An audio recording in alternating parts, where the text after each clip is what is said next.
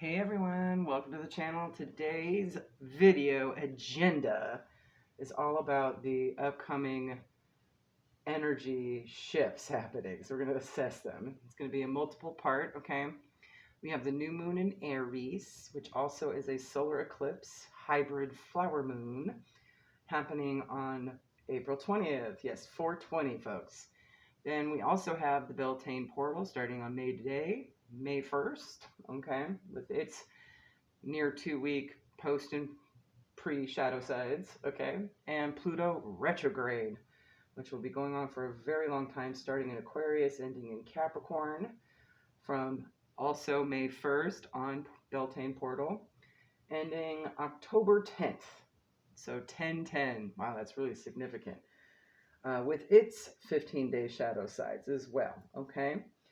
Also, next week's energy that I'm going to be posting as well, the 5/5 portal, all about changes, and the new moon in Scorpio too, so that energy is going to affect. And of course, we no longer have the full moon in Libra energy. Thankfully, we moved out of that, but we did move into Mercury retrograde energy, so that will be affecting a lot of this as well. I already posted the video for Mercury last week or the week before. You'll have to check it out. It's in the playlists, okay?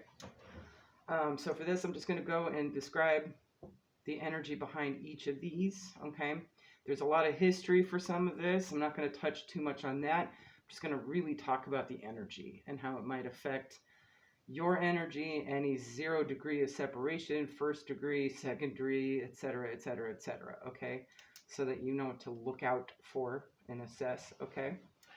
As far as placements, I just covered the board pretty much across, so follow what you feel is necessary. Sun, moon, rising, ascendant, maybe Venus, although I didn't really include it, but it could because it's dealing with other people as well, relationships. Of course, Pluto, all right? Your north node seems to be going to be really prolific around this time, especially for any energies that are affected by this external to you. I also included part of fortune because there's a lot of abundant planting seeds coming to fruition kind of thing going on as well. And of course, any of the 12 houses that you are dealing with currently at this time in the tangible. And I will briefly go through that so you know which each of them are, so you know what you want to follow, okay? Feel free to take notes. I will have everything time-stamped, okay? I'm also going to move into the who and the what to be on the lookout for, Aries to Pisces. Hopefully that'll be quick, maybe a few minutes each, just to identify the energies and what's going on in that situation for you, so you can see if it's for you or not. You may find out that you might want to follow another placement other than your sun sign, so be mindful of that, especially during the Pluto retrograde, because that's going to bring up stuff. And anywhere that Aries, Aquarius, or Capricorn sitting in your chart, either planetary placement or house placement too. Same with Scorpio and Mercury as well. Mercury was in, I forget what it's in now, Gemini and Taurus, okay? So that may be significant as well, okay? Especially with any energies attached to you as in addition to that. I may do a Pluto retrograde follow-up with be on the lookout kind of information and guidance, just like this one. But I'll probably wait until after the Beltane portal shadow is over, just to kind of do a quick check-in. I may do that later.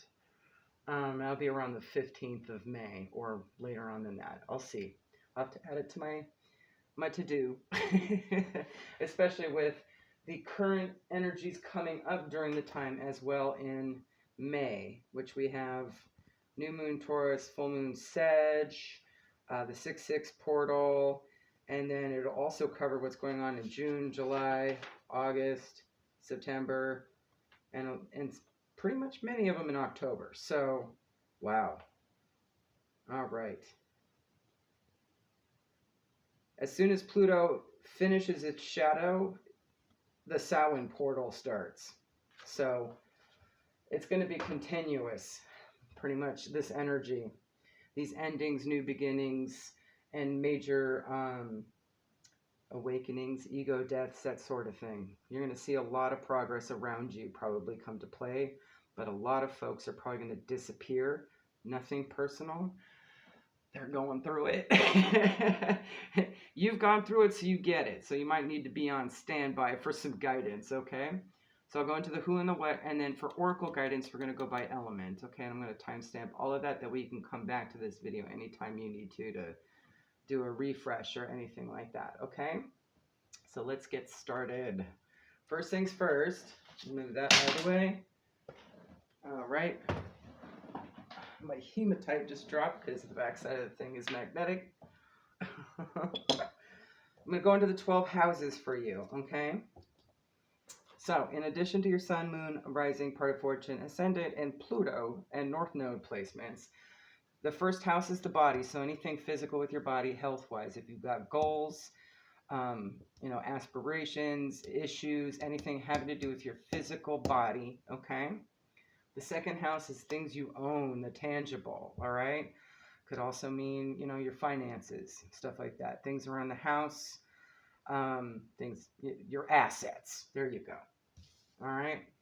Third house is communication and messages, social circumstances, okay? Fourth house is roots and family. All right, we don't have space. Let me see here. There we go. All right, fifth house, all about your sacral chakra love and creativity, okay?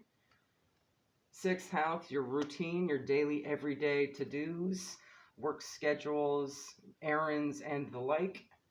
Seventh house, your partners, partnerships of any kind. This could be romantic, this could be business, just things that you have contracts with, agreements with, and so forth. Eighth house, endings and new beginnings. It's that very much that Pluto energy, okay? Ninth house, faith, okay? Spirituality. 10th house, the world, travel, just things going on globally and how you fit in it. 11th house, got some space here. All right. Even with a larger table setup, I still don't have space. 11th house, all about your friendships, platonic, okay? And 12th house, also very deeply connected spiritually, all right? But more about like your dream states and your visions and things of that nature, things you hope for, wish for, your wish fulfillment. Also just how you escape, into things that make you happy, right? So whatever you're following at this time with regards to any of this, and of course some of it may come up with the stargazing oracle as well later on. And it would be more specific with the Aries to Pisces for you, okay?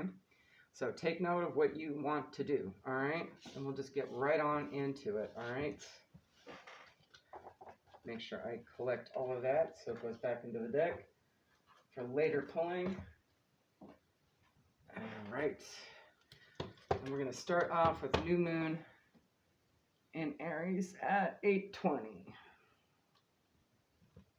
Okay. I'm going to go ahead and do this too. All right. Here we go.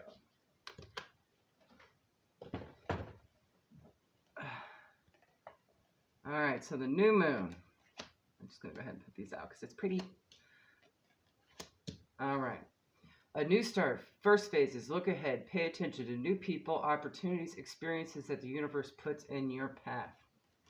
Aries energy. Fierce, assertive, selfish, rebellious, daring, competitive, speed. Leader, pioneer, stubborn, impulsive, and warrior. And solar eclipse. Shocking event. Fast changes. New chapter. Leaving what is familiar. Awakening, feeling lost, and reinvention. And because it's also a flower moon, I'm so glad I have this deck. Divine feminine, so all things about tapping into your feminine energies, right? Or maybe they're tapping into their feminine energies. There might be a little bit more emotion, there might be a little bit more nurturing going on, or neediness, depending if it's high vibe, low vibe, okay? Right time, beauty, washing away sorrow, celebration, fun and fertility, healing, growth, manifestations of seeds planted. Certainly excellent Beltane energy for sure. Okay, as well. So this is all going to really tie in and be super duper amplified throughout all of these, okay? In so many ways for so many different people. All right. The new moon in Aries solar eclipse, flower moon, all right?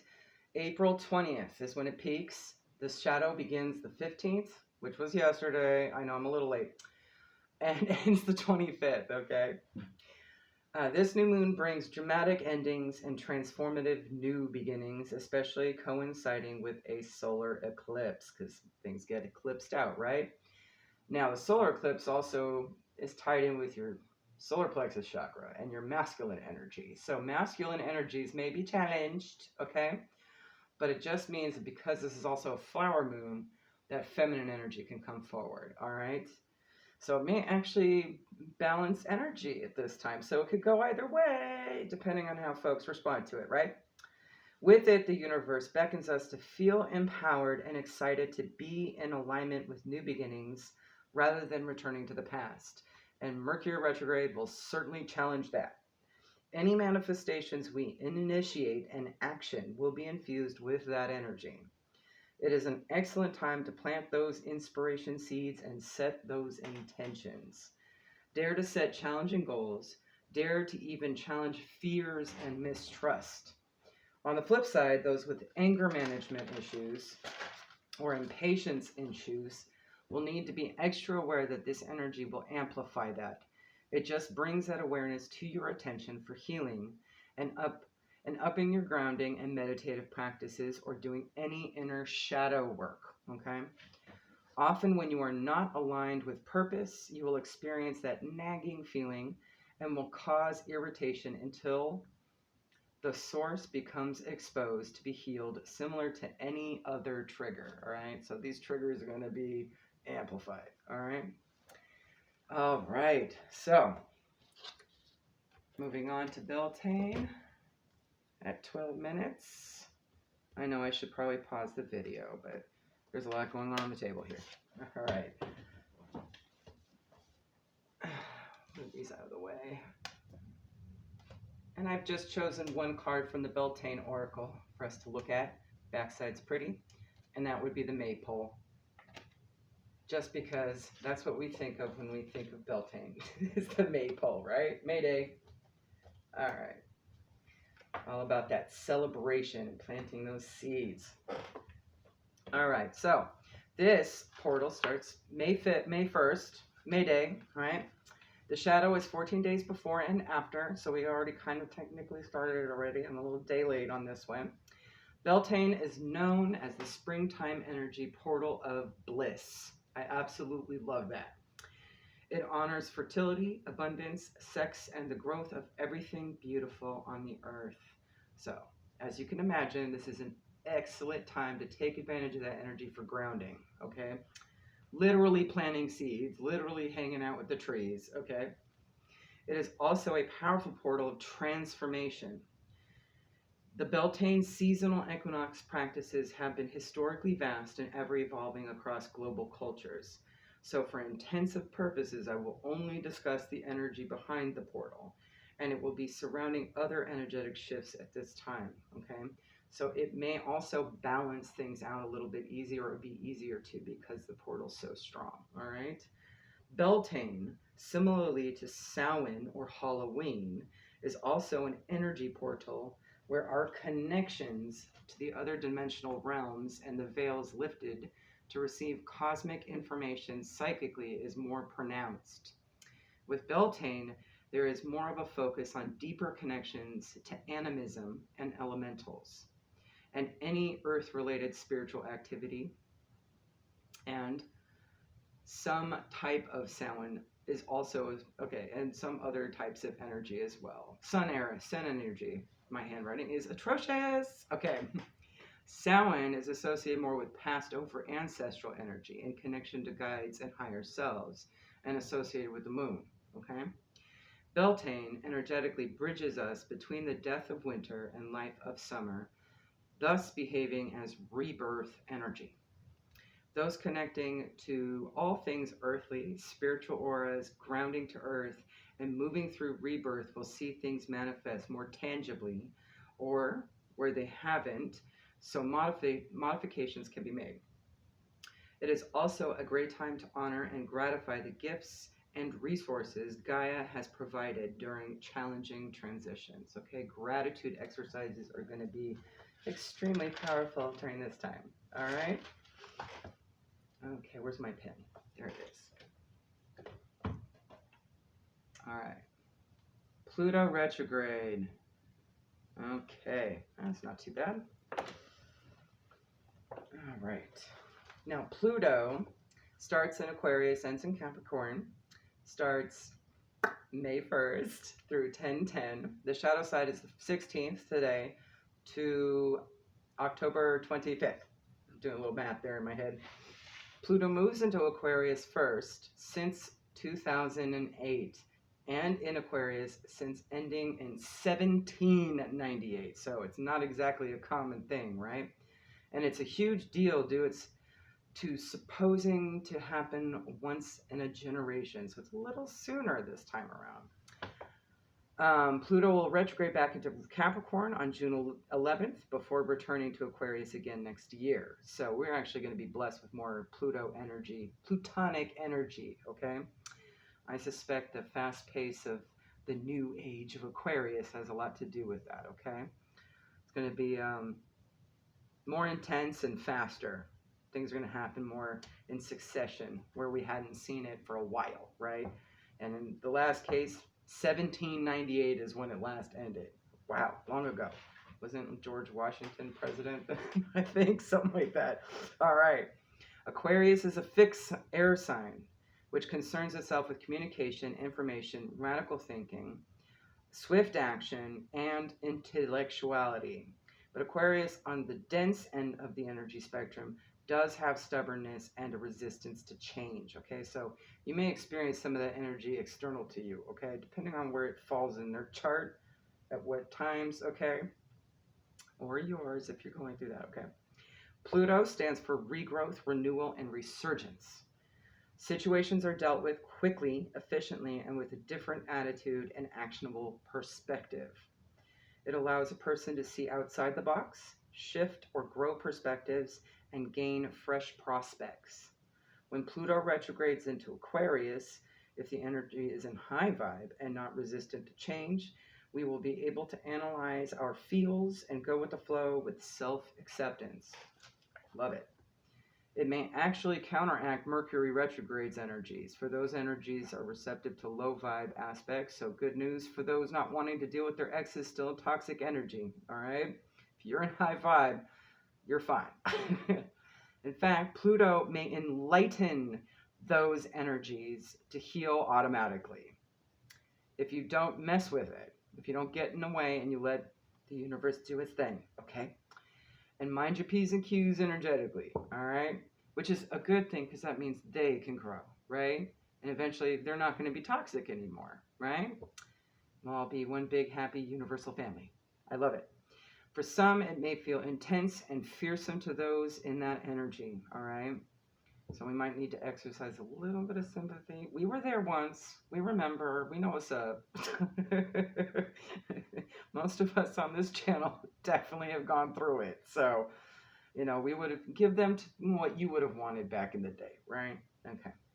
Pluto will also force facing all challenges outside of us, work, love, and life, which may lead to dark night symptoms and transforming outdated belief systems. Pluto brings us face to face with our shadow selves, especially those connected to inner child wounding that needs healing, okay? It will trigger exposure of what needs healing, which is definitely a good thing, right? Our ego blinds us and has us run from things as a form of false self-protection, and this will set the record straight so wounds are thoroughly handled rather than coped with and flimsy band-aids with weak adhesives slapped on, metaphorically speaking.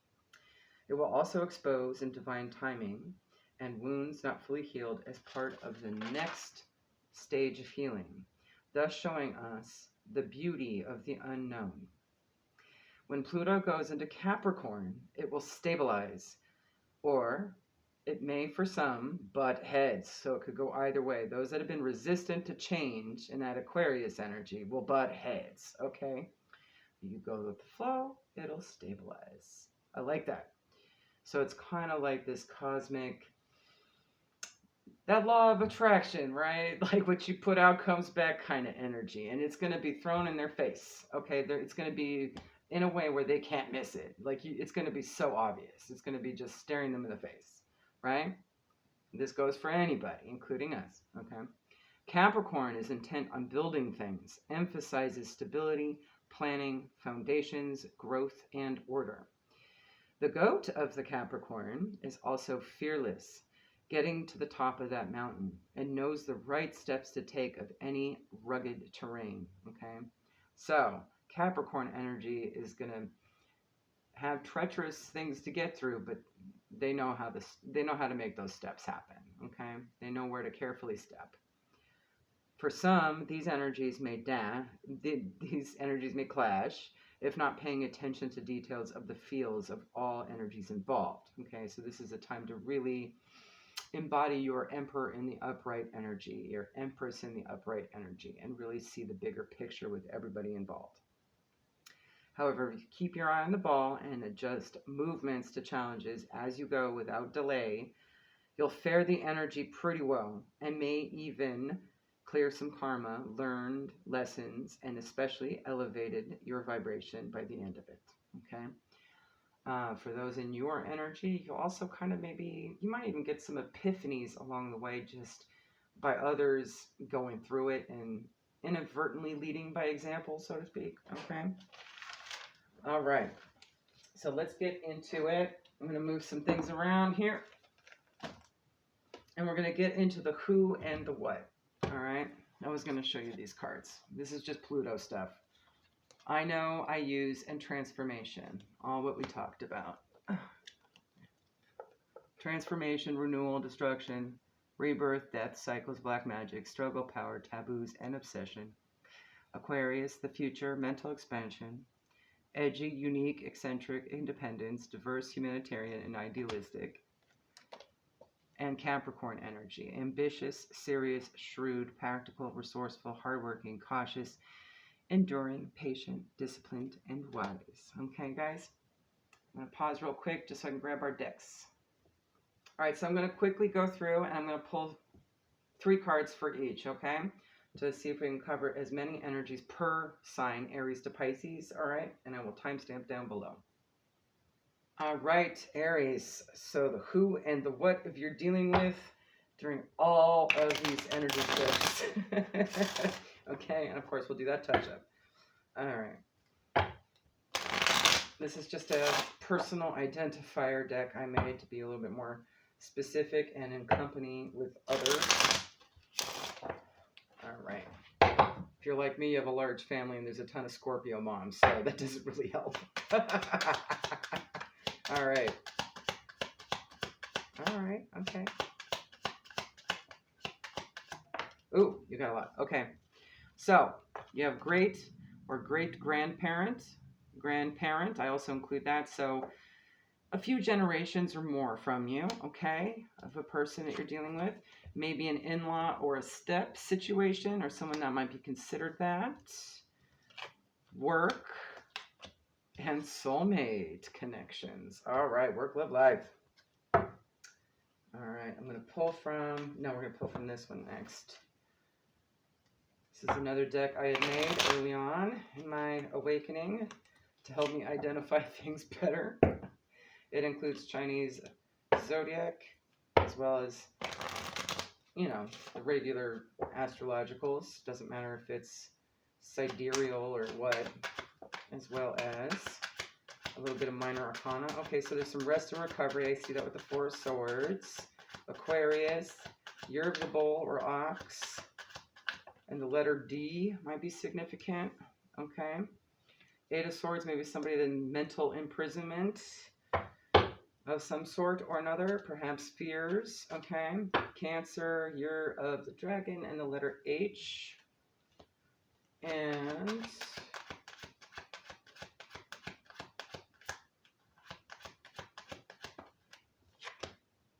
the letter F, again with the Year of the Ox. That could also be Taurus energy too. Year of the Monkey. And the letter F with the 6 of Pentacles. So there's some reciprocity here, giving and receiving. Pull a few from the stargazing oracle.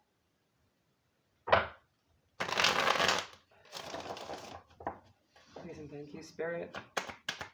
Especially in any areas you might need to further follow. Okay, we got it. Ooh, flower moon's going to be very significant for you, okay? Again, that divine feminine, ripe time, beauty, washing away sorrow, celebration, fun and fertility, healing, growth, manifestations of seeds planted. And your Uranus placement is going to be significant. Unexpected, surprise, suddenness, revolution, unorthodox, freedom, genius, original, insight, and inventions. And Libra is going to be significant as well. Love, balanced, indecisive, sweet, peaceful, diplomatic, graceful, partnerships, aesthetics, truth, and charm. Just realized I need a better setup here. All right.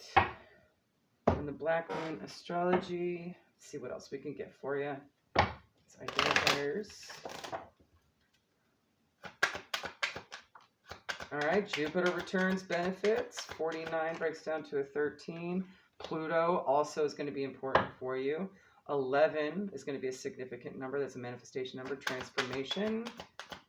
And Grand Cross, 47, also an 11. Okay, provoker. So there may be somebody trying to come on in. Or a situation that's going to try and start something. Okay, so just be mindful. Might be a situation where you need to woosah, okay?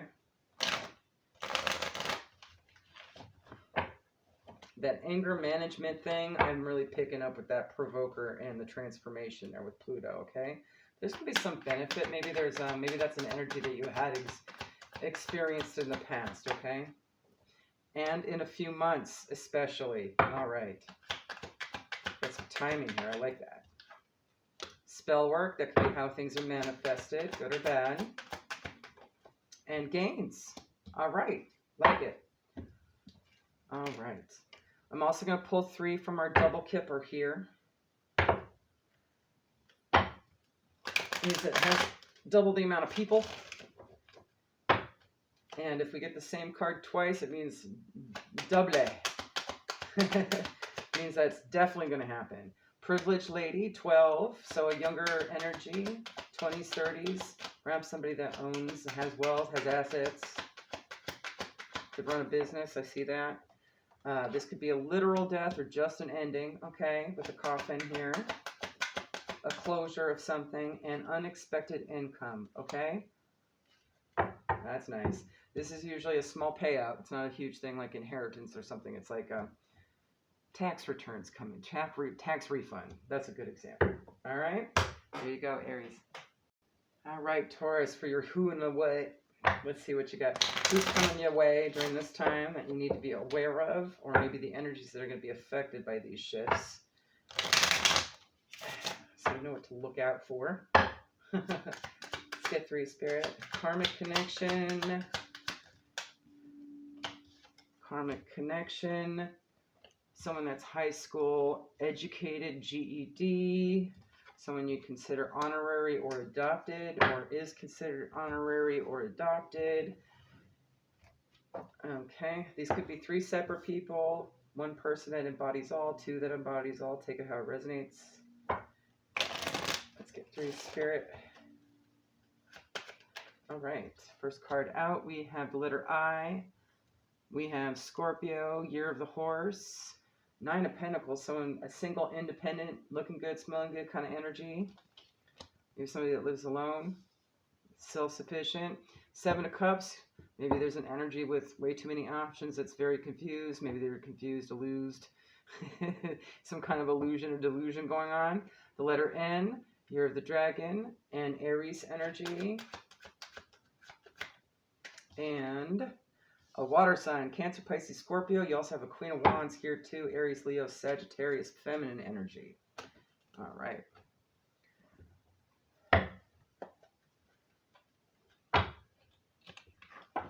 Let's see, from the stargazing. And this could pop up one of your other placements as well, okay? That might be affected by any of this shift. Could be theirs as well. Let's get 3. Lunar eclipse. energy of a dramatic change, shift in perception. Nice. Unveiling, disillusion cycles, endings and beginnings. So there's going to be transformative energy. Okay, nice. Your Venus placement, love, beauty, romance, art, harmony, relationships, wealth, luxury, style, attraction, female energy, and indulgence.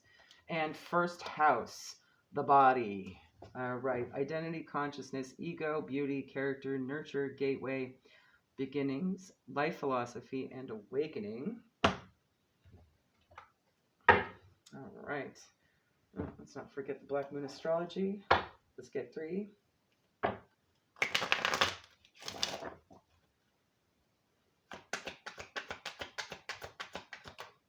All right. South node's going to be important as well. 42 breaks down to a 6. That's life's debts.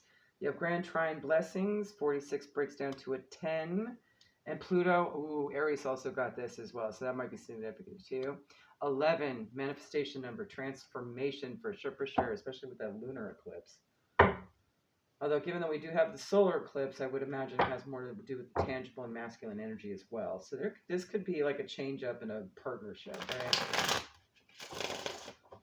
right? Definitely follow the guidance on this one. I'm not sure how it may actually help, it may actually affect you directly.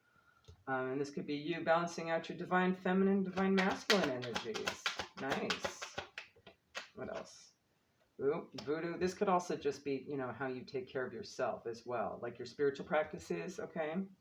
Like advanced spiritual practices. Doesn't necessarily mean someone's doing dark magic on you. It could also just be a heritage kind of connection too with spiritual practice and children being involved. All right. Could also be just childish, immature energy, if that's an identifier. All right, let's get 3 from our double kipper here. We'll see what happens. All right, you got toil and labor. This is just a thankless job. Could just be working really hard, having this is like a 10 of wands, kind of lots of energy, that tasks and responsibilities, errands, that kind of thing. 38 also does break down to an 11. So things that you've been manifesting, manifestation energy, maybe just feeling broke, having some losses. 37 breaks down to a 10. Could be someone broke from, or maybe they lost a job. They can be unemployed. Yes, especially with the cough in here. That could be, in addition to that, something ending, right? That could be a very transformative experience for somebody. Them losing their job and kind of losing hope on how to take care of day to day, right? And the tangible. But this could also just be a closure of something as well. Individually, I see someone with a dead-end job. I see somebody that's unemployed or broke, right? And kind of struggling to get by, right? And I also see something that maybe died, right? A person that died or a situation that died, a closure of some kind, being finished with something, right? Okay, there you go, Taurus. All right, Gemini, let's see who and what you'll be dealing with or to be on the lookout for during these shifts. Please and thank you. Let's get 3. Try to cover as much energy as possible. It is a lengthy period of time with that Pluto. The boomer generation, so someone born in the boomer generation, life in general, and maybe someone that you haven't met yet, a total stranger, okay? Could be all of one. So somebody that you haven't met yet, that's the boomer generation, and just life in general. You could be coming across somebody in a grocery store, for example. Like, that's what I'm saying, that you have never met before. We'll see. But it could individually be just life in general might be kind of crazy, right? Like lots of little things going on. Maybe a total stranger, any type. And then somebody from the boomer generation. All right. All right. We also have the letter P, 9 of Swords. There's some mental anguish. So maybe somebody coming forward that's got a lot of fears and anxieties and just is all up in their head, right? Letter P, you have Taurus, you're the monkey. We have the letter Z. Ooh, Ace of Swords. Nice. Communication for sure. Air sign, Gemini, Libra, Aquarius. This could be you too. We also have the 2 of Pentacles with some balance. Could be someone playing games too, a game player. I do see that. Someone juggling a lot. The letter W, year of the horse, and Taurus energy again. Okay. Let's see from our 2 astro decks here, so we can get some more. Especially any placements that maybe need to be focused on or at least looked after. All right. First one, you have Virgo. I analyze 18 might be significant. Breaks down to a 9. 50 with Saturn return age, so something that's coming back around. Obviously, that's aged, or it could be aged and trying something new. 50 could be significant. 5 as well. And Cancer, I feel. 16 breaks down to a 7.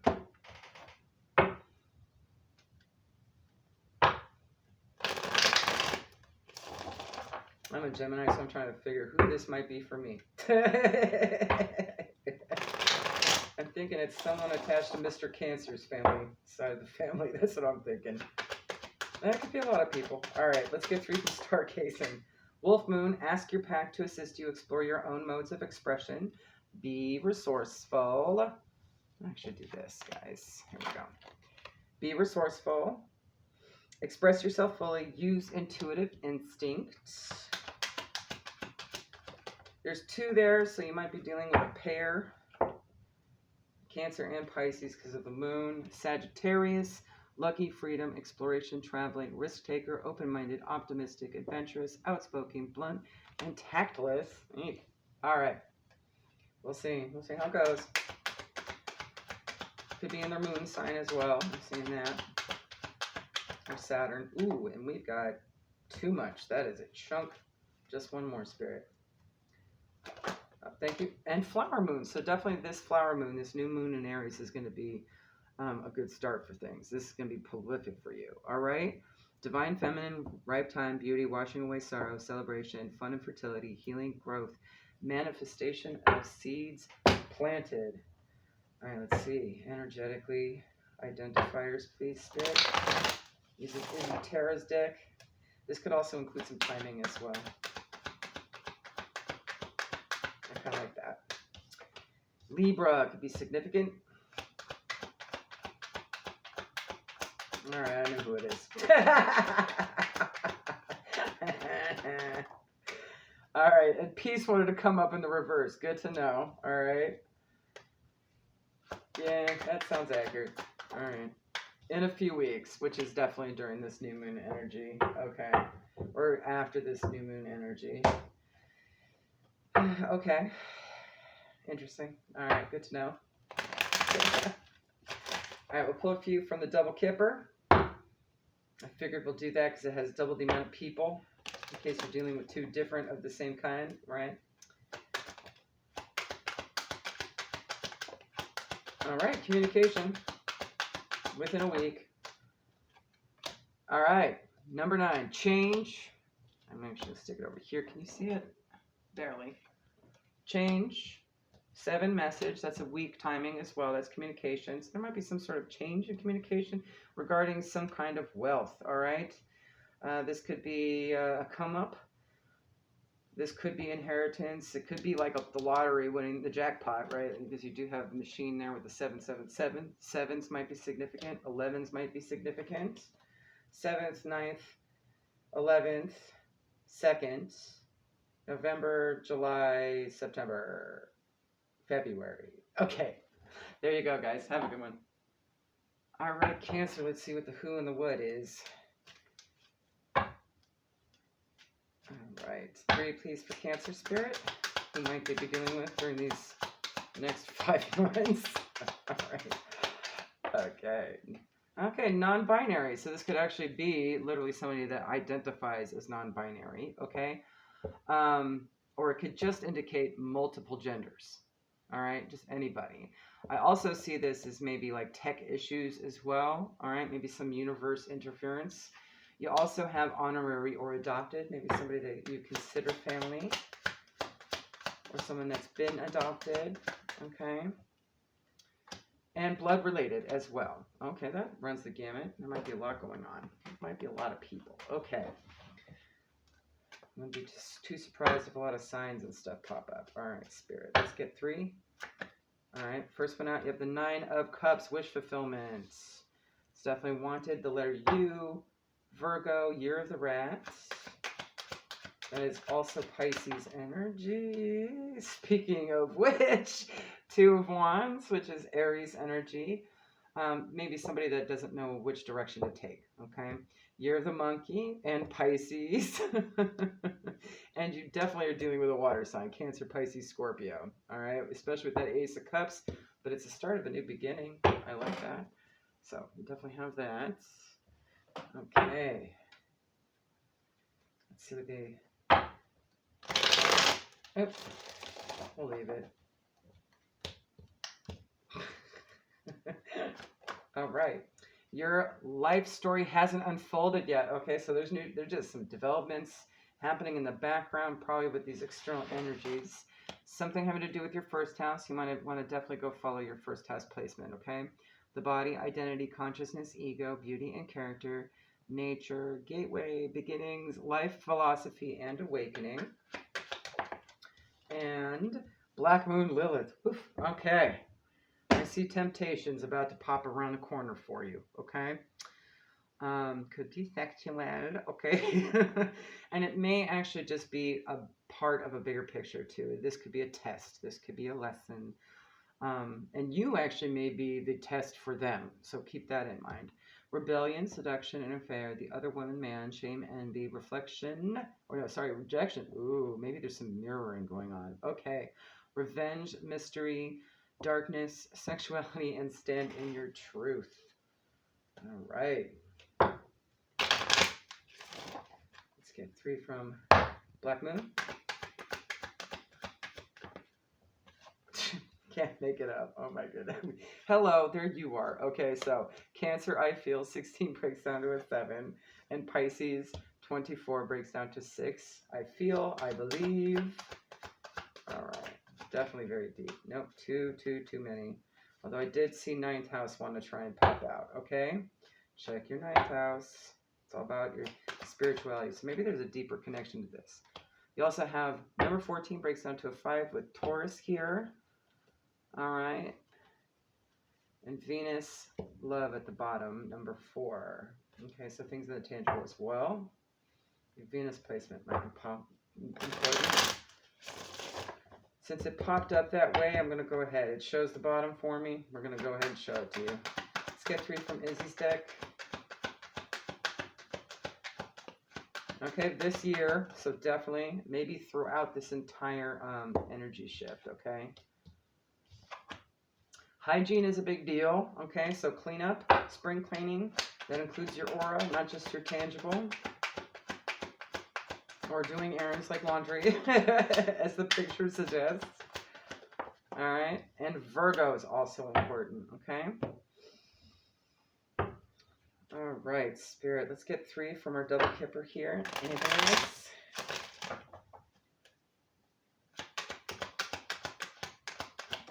All right, you could be dealing with a main female. That's someone in their 30s, 40s, 50s. All right, number 2.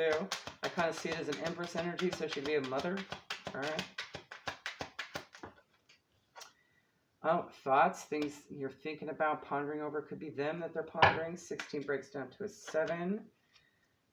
And number 20, house. Oh, you got 2 2s here. So definitely some kind of partnership or a collab. Okay, balancing things out. And 7, lucky number. Okay, so something at home as well, or pertaining to your foundation. Okay, things around you. This could be a business too. I see that. Or it could just be thinking about making changes at home, right? Seeing what needs to be nurtured with that Empress energy. Okay.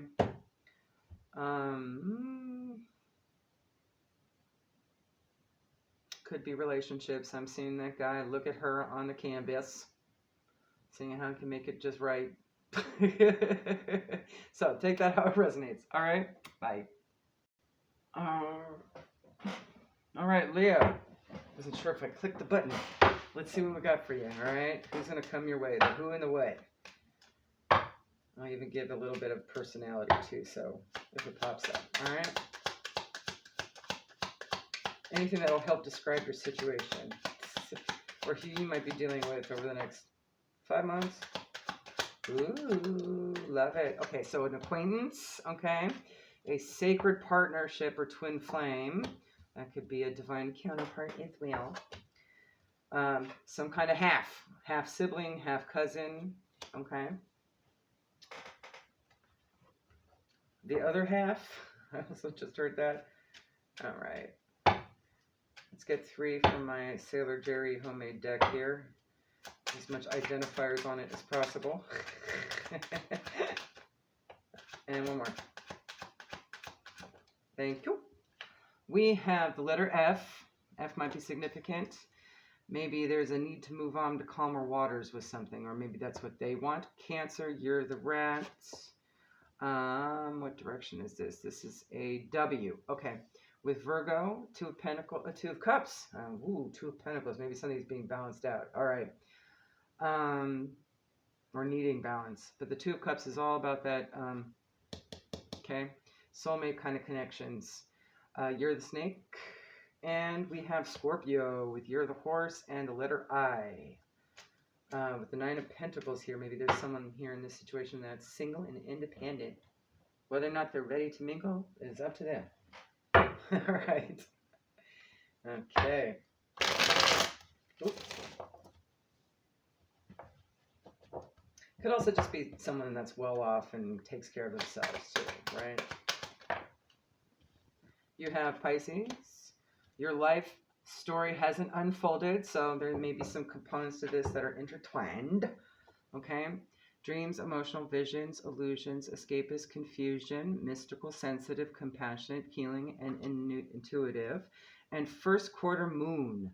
Challenges, time for action, break through old blocks and patterns, push through and stop at nothing, doing the work and momentum. And that could also maybe indicate timing a little bit. The next first quarter moon or any first quarter moons during this period, okay? Let's see, Black Moon Astrology. Wow, we got all the water signs here and Virgo. Oh, and that's Virgo too. All right. And I think that's Libra with the 6 of Swords. You have Cancer. I feel 16 breaks down to a 7. Okay. So the 16th or 7th. And Venus, love. So your Venus placement might be significant right now. You might want to pop on over and check that out. Love. Okay. One more.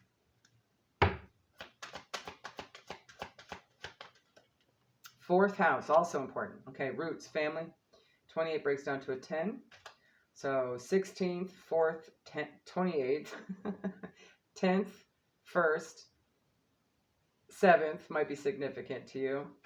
Let's see, we have July, April, January, October. Yeah, I got them all. Okay.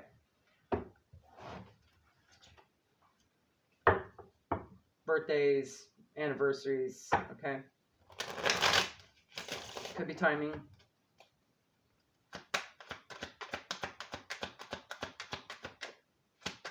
Maybe check those dates when they're happening during the first quarter moon. There may be something significant. Again, with water. All right, we have waterworks. There could be some sadness or sad news or just someone acting out, being all up in their feels. This could be a plumbing issue, literally.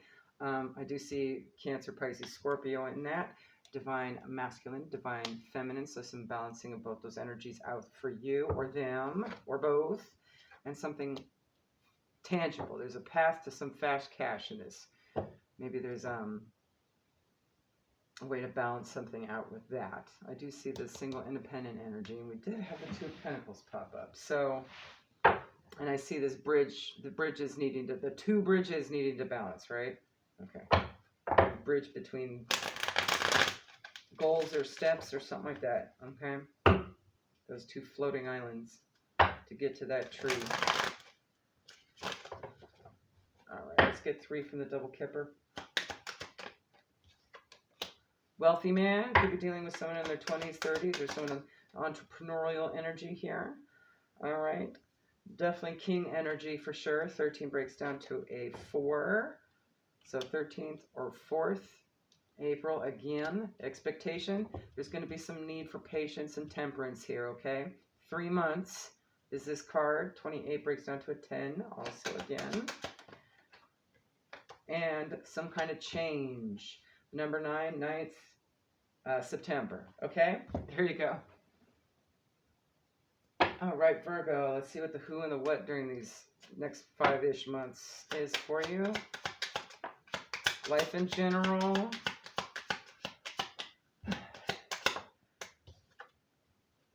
An in-law or step. And, hold on a sec. Great-grandparent. A great-grandparent or grandparent. So a few generations from you, okay?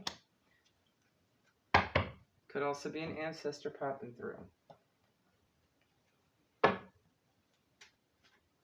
Okay, let's get 3 identifiers. We have Aries here, the dragon, the letter N. Ooh, there might be somebody that's confused or has some delusional issues, okay? Or maybe overwhelmed by too many choices. You do have some sort of new beginning, and you also have Cancer, Pisces, Scorpio, and a karmic feminine there. And Gemini, the letter E, and the 5 of Pentacles. Ooh, maybe somebody doesn't feel like they're worthy, right? They have a self-worth issue. Year of the Horse. This could be a few people. Take it how it resonates. Okay. And let's see here. Ooh, we didn't want to show up. 6th house and astrological transits favor you at this time, so good. Leave that out. Health, diet, daily routine, service, work habits, pets, fitness, skills, organization, and details. Okay. Let's get a couple more, Spirit.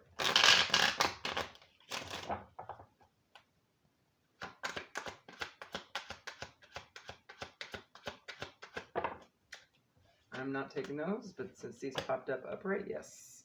Lunar eclipse, dramatic change, shift in perception, unveiling, disillusion, cycles, endings, beginnings, and transformations. Perhaps whoever's in this 7 of Cups energy. Chiron, healing, soul's work, pain, gifts, cleansing, spiritual growth, teacher, wounded healer, amends, and illness. Okay, so that might be an identifier for you as well. Also check your Chiron placement, your 6th house placement. 6th house placement. Can speak. A little lispy there.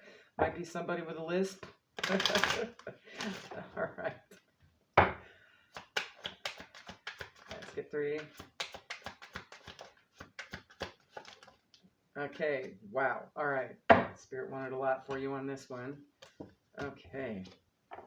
Part of fortune might be significant for you. That's how you view abundance. 45. Increase. 14 Taurus. I have 43 lunar eclipse change. Wow. Again, just going to stick you right there. 21 Aquarius. Aquarius. Interesting. Might be Aquarius. Sagittarius. I see. Apparently I don't see. Okay. Maybe there's going to be something that appears to be something else that it's not in this situation. Okay.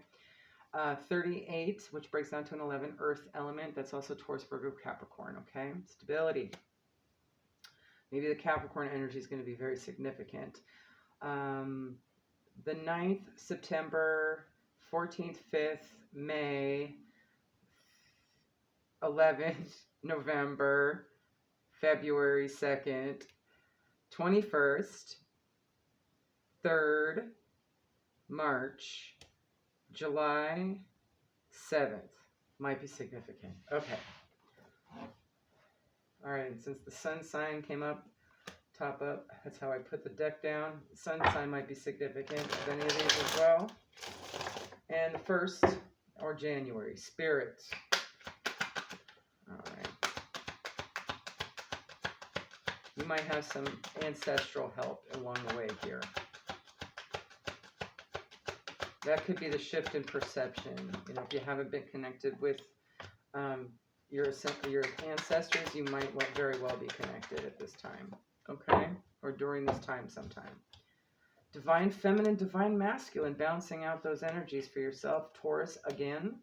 Time unknown. So really, it's depending on all the stuff going on around you for sure. Okay? Let's pull 3 from our double kipper.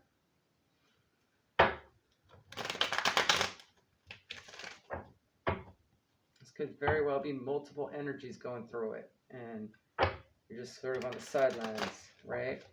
Don't know how it's going to go because it really depends on how they respond, right? We're all born into these lives with free will. It doesn't mean we'll follow our north node every time, right? Sometimes we get stuck in our south node. You know, it happens. All right, let's get 3. Unexpected income, so a short come up. 27 breaks down to a 9. That's September. 27th might be significant. Oh, a love relationship or partnership. 15 breaks down to a 6. June 6th or 15th. And a mature woman. I definitely see the mature people in this deck as like High Priestess or Hierophant, okay? So this to me would be a High Priestess. This is somebody that's in tune. This could be you. 6th, June 6th again, okay? 6 might be significant. Definitely somebody in their 40s, 50s on up, okay? I would ear like more 45 on up, okay? As far as that age. This could be like a grandmother or a great aunt or something. Could be a grandparent, okay? To somebody, life in general, whatever, okay? There you go. Have a good one. All right, Libra, let's see the who and the what during the next 5 months, all right? Let's see what ideas we can get. Aunt, uncle, that went face down too. Someone might do a belly flop. Fall flat on their face. Okay.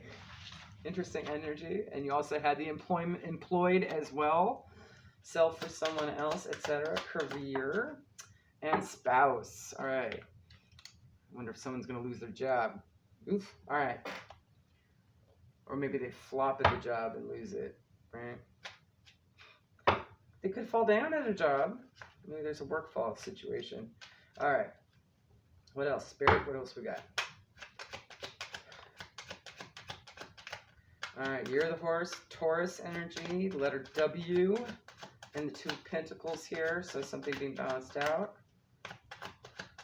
Could be a game player. Someone that's like to juggle. The letter Z, 5 of cups. Maybe somebody that has regrets for something. Aries energy, year of the rats. And W again. Okay, so maybe they have double consonants in their name. Okay, somewhere. Virgo, year of the snake. And 2 of cups, partnerships, soulmate, contracts kind of thing. Romantic. Could just be like besties as well. I could also see like maybe a deep connection with a family member. That's possible as well here.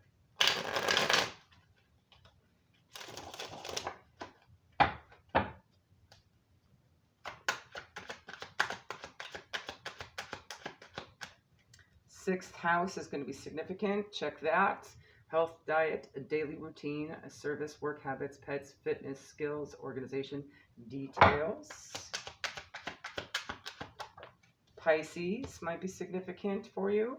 Dreams, emotional visions, illusions, escapist, confusion, mystical, sensitive, compassionate, healing, and intuitive. And 4th house might be significant for you. Home, family, roots, self-care, childhood, personal foundations, real estate, kitchen witch, and shelter. All right. We're going to just make a mess, aren't we? I'm getting distracted by how good it smells in the kitchen right now. Food teas. All right. Maybe food is going to be significant since I happen to notice it. Specifically pork. That's what I'm smelling. Pigs. Something piggy. Almost smells like breakfast almost, right? Okay, we have 33, 9th house, and faith. So you might want to check your 9th house as well. 3s are going to be significant. That's all about good news arriving and your ascended masters assisting, okay? But you could also have something happen March the 3rd, the 6th, since it breaks down to that. You also have Mercury retrograde is also something from the past might be coming back. Okay, this might be somebody from the past. Mercury retrograde reinvention 51 breaks down to a 6, so June or 6th might be significant. Libra 19 breaks down to a 10, so October or 10th as well. I balance. And Grand Crust Provoker 47 breaks down to an 11. The 11th or November might be significant. Okay, that's a lot.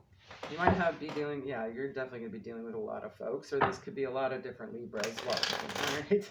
Or a little bit of both, a little bit of column A and column B. All right.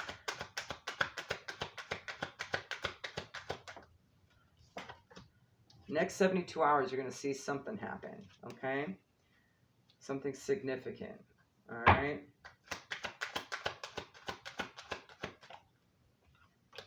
Sit still. Card of hermit mode. It's also a card of just kind of being observant rather than reactive, okay? Sort of be a fly on the wall, a chameleon, if you will. Cautious. And health issues might be an identifier as well. So this could also just be somebody that sort of behaves like that, like sort of a Knight of Pentacles kind of energy. I know some lizards are slow until they get motivated, and then they dash off. They're very good at observing. They're very good at seeing their surroundings. They blend in. They have good camouflage. Maybe it's someone you don't see right away, right? And then bam, they come out, right? All right, let's get free from the double kipper. All right, also could be dealing 11, November 11th, okay, manifestation number. Sudden wealth, this could be a quick win of something. Something you didn't think was going to, by chance, a chance thing. Luck thing, 777's there as well with July and the 7th. Sort of like winning the jackpot, kind of. But given that there's only like, I don't know what, 1, 2, 3, 4, 5, 6, 7, 8, 9, 10, 11, 12 coins there, it might not be a huge amount, right? 12 could be significant, breaks down to a 3. Ooh, maybe somebody that has concerns. Maybe they're all up in your business. I came with the 33. I love it. Okay. 33s are going to be significant for you. And 11. I see that twice. And a wealthy man. This could be a younger man to you. Younger guy. 20s, 30s. An entrepreneurial type. Okay. You see him dealing with the stock market right there. The old school ticker. Oh my goodness. Haven't seen him in one of those since the movie Trading Places. Number 13 breaks down to a 4, April or 4th, okay? All right.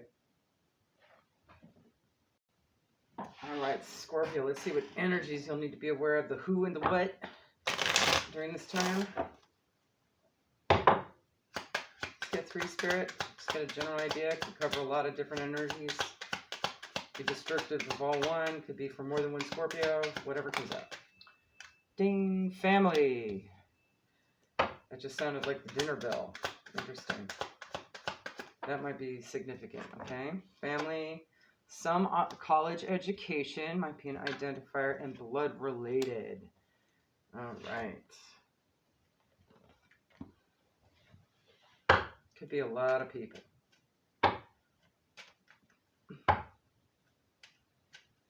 Let's get 3, please. One more.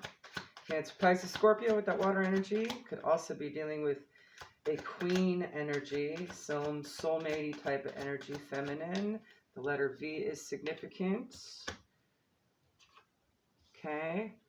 You also have the 2 of Swords here. Maybe someone that needs to make a decision, okay? Or maybe somebody that needs to block something or remove a block, or they're blocked by something. Pisces in the letter C, the year of the dog. And water sign heavy. Wow. Especially Pisces. Okay.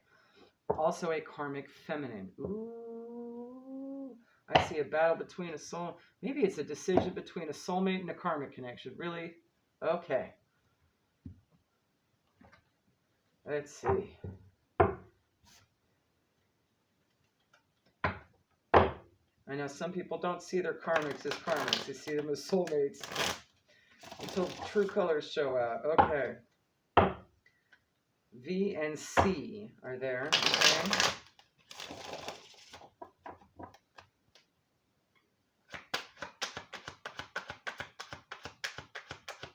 All right. We also have Libra, might be significant. Love, balance, indecisive. Hello with the Two of Swords. How you doing? Sweet, peaceful, diplomatic, graceful, partnerships, aesthetics, truth, and charm.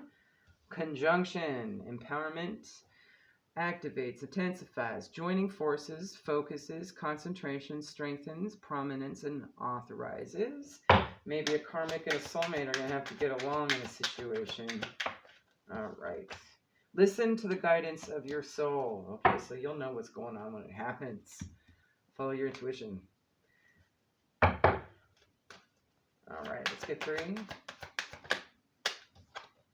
Solar eclipse is going to be very important during this time. That's happening during the new moon in Aries. Revolution 44. So 4s might be heavily significant for you. 4th, April 4th. Also 8th, 8th, and August.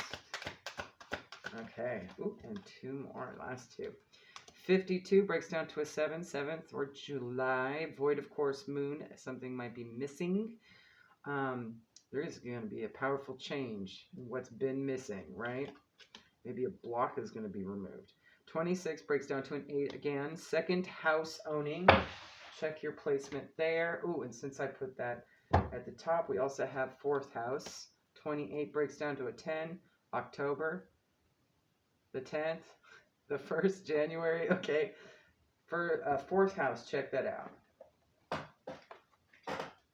Really try not to mess up my deck like that, but it happens. So I'm using it. We're going with it, right? Maybe significant for you.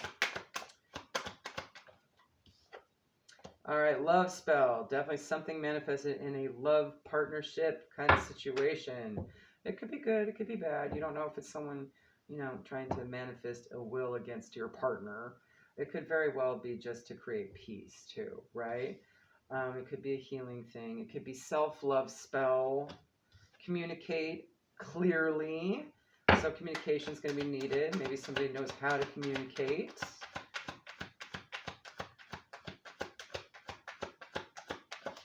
Oh, all right.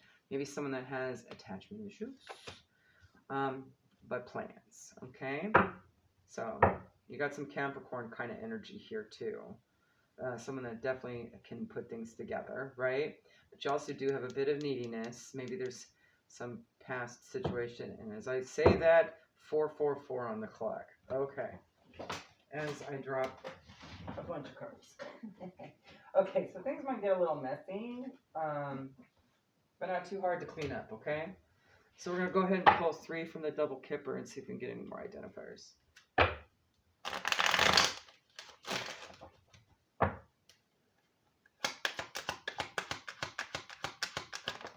All right, main females, so someone in their mid-40s, 40s, 30s, 50s, somewhere around there.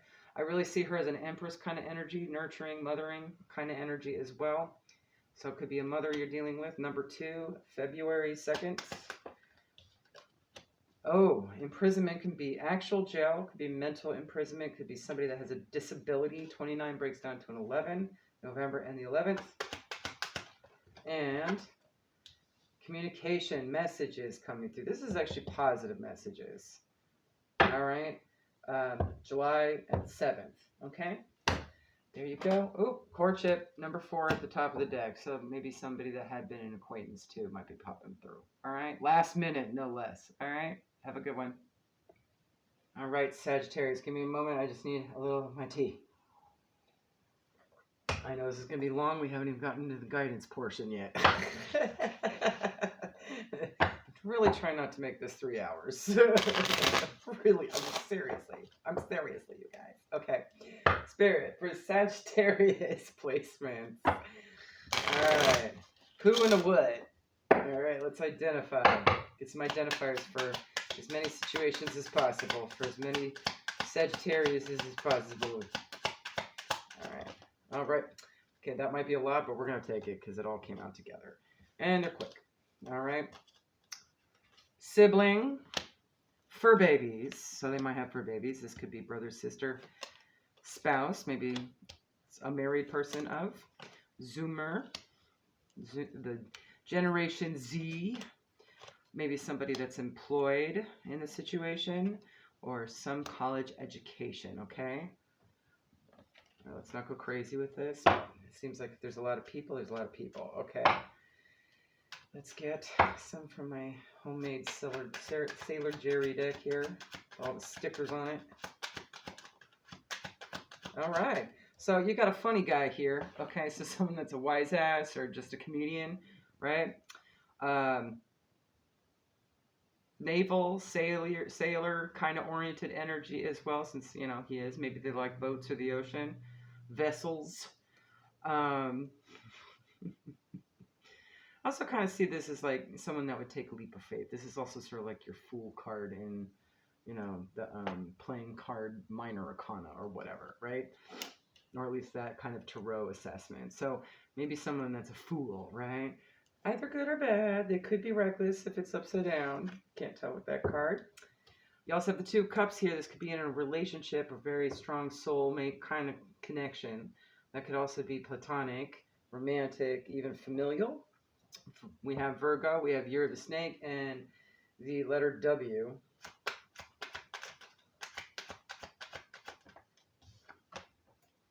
W again, so you might have double consonants in their name as an identifier, or there might be double consonants identifying. With the Two of Pentacles, you do have twos here, 2, 2, 2, 2, 2. So twos are very significant. That's all about balance, choice, partnership. Year of the Horse, and Taurus is there as well, and one more. Ooh, you have a Knight energy. All right. Knight of Wands, no less. So this could just be someone that's passionate, maybe not quite as matured as the King of Wands. But in the reverse, it could be, you know, someone that perhaps needs to go back to the Himalayas. Playa from the Himalaya, right? You know, someone that's a little raunchy, and let's just say his goals are of alignment with life. And yeah, you also have the letter M here too. Earth sign energy, Taurus, Virgo, Capricorn. Aries, Leo, Sagittarius. Okay. I like saying that. Someone that needs to go back to the Himalayas. And maybe, you know, they could just be in that energy because, you know, they're kind of a, you know, they're a wise guy with that Joker card there too, right? Maybe they might not seem serious. Flighty, all over the place. They're only motivated for their own personal pursuits, that kind of thing. May seem immature. It is definitely more immature energy, okay? Something significant about first quarter moon phase throughout this entire period is for you. So pay attention. Challenges, time for action. Excuse me. Break through old blocks and patterns. Push through and stop at nothing. Doing the work and momentum. Okay. So there may be some distractions around the first quarter moon. Okay, pay attention. It just sounded like Kristen Wiig there for a second with one of her characters. The 7th house might be significant for you, so go check that. See what other identifiers of your situation could be. Marriage, relationships, equality, business partners, true love, justice, friendship, rivals, enemies, contracts, and Gemini placements might be significant, or dealing with Gemini heavy, especially 7th house, okay? Adaptable, informative, connected, communicative, talkative, superficial, restless, love variety, curious, and social. So definitely around friends and stuff, okay? All right, let's get a few more, Spirit.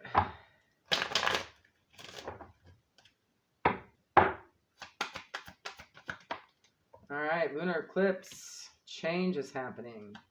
43/7/7 July. 20, Scorpio energy. I transform. February 2nd. Again with your twos. 44, solar eclipse also happening during the new moon Aries here as well. Okay, so that's going to be significant. Revolution. 44, fours might be significant. That means protection, stability, foundations. Could also be April 4th or 4th and or 4th. 8 August.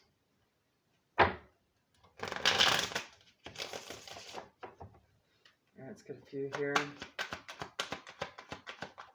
Even counting vibe as an identifier. Ooh, something about the right one and right decisions, right people in your life, and helping those that need it. They're right for you. Okay. Virgo. Again. Ooh, secrets might be coming out too. Things might be coming to light. Things that maybe have been foggy might come through. Maybe somebody that's been holding secrets. Especially with that Gemini energy, you might have more talkative, right? And it could be balancing situations out. You do have the 2s over there, okay? So this energy might affect the people that have been holding things back from you, right? And expose some things that need to be exposed, all right? So let's get 3 from, all right, from our double kipper here. Community. So this seems to be like a lot of different people. This could be family, friends, work colleagues, the full 9. It almost looks like they're coming out of a tavern or something, or someone's house. You can't really tell. But it's all generations in this card too. You can see that, all right? Even, I just noticed this too, this woman in the background, or this man, oh, it looks like a woman, all right. This man is super duper faded, right? Almost like a ghost.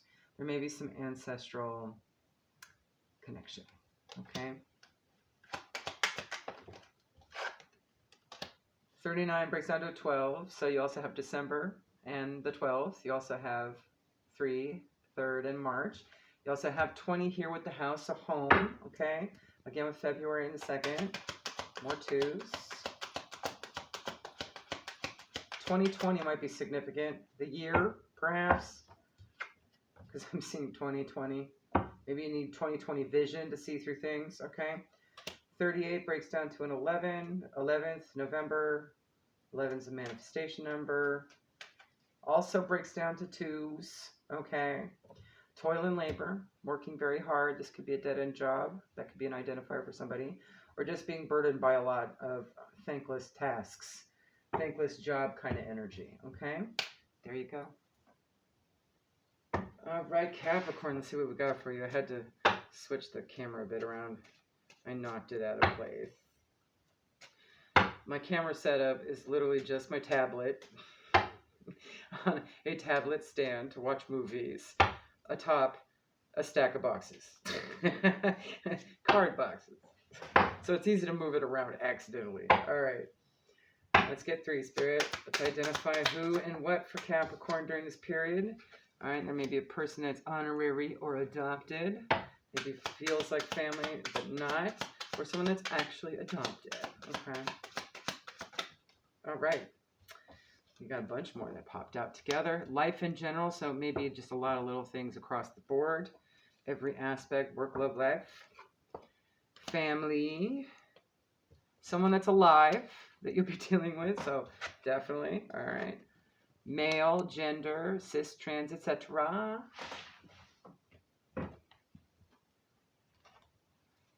Someone that identifies as male, gender.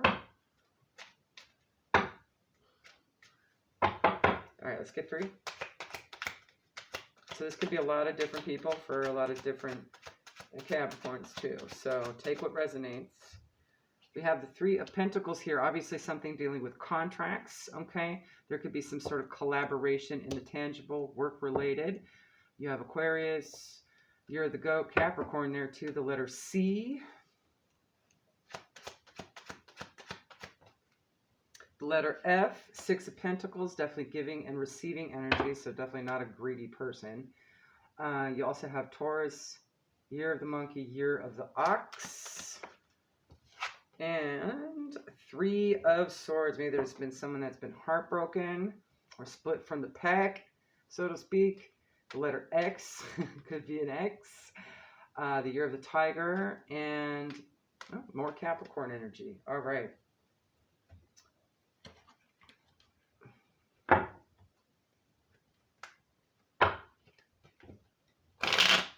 Let's see what stargazing has. Identify. Sun sign, definitely follow that for sure with any of those. Okay. All right, and definitely if you haven't already, you came from your sun sign is going to be specific with somebody. Leadership, happiness, creativity, confidence, spirit, ego, self-awareness, expression. Trine brings luck, flow, talents, indulges, effortlessness, harmony, eases, lazy energies, no friction, and benefits. And opposition, unbalanced, calls out, mirrors, confronts, power struggles, polar opposites, and tests. Okay? So some of this may be a test for you as well, or you could be the test for them. This could just be conflict energy to see how you've grown, see how they've grown. This could definitely be some sort of connection that might be having a duality polarity issue, okay? Cancer, I feel 16 breaks down to a 7th, 16th, July might be significant. First house, go follow that. That might be important in the body. 25, 25th, 7th, 7, and July again. You have 2 7s here, so 7s are very significant. All right. Maybe you're on the 7th lifetime together or something. All right. I say that because I have a similar situation with opposition energy and yeah. And we're on the 7th lifetime together, so that makes sense. 20 breaks down to a 2, February or 2nd here. Scorpio, I transform. Scorpio might be significant. And 4, April and 4th, Venus placement. Definitely check out Venus, okay? And since I almost wanted to do it, 11th house and friends might be significant. 35 breaks down to an 8, August and 8th, okay?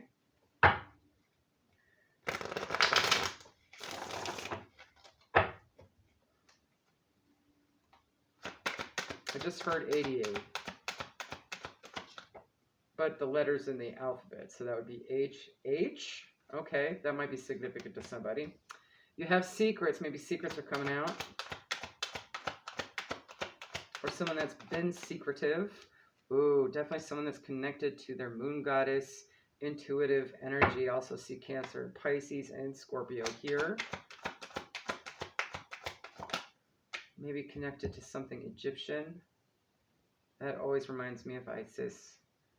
You know how she took Horus into the reeds to hide him from Set. You know, the brother in darkness. Okay, you also have Taurus here as well.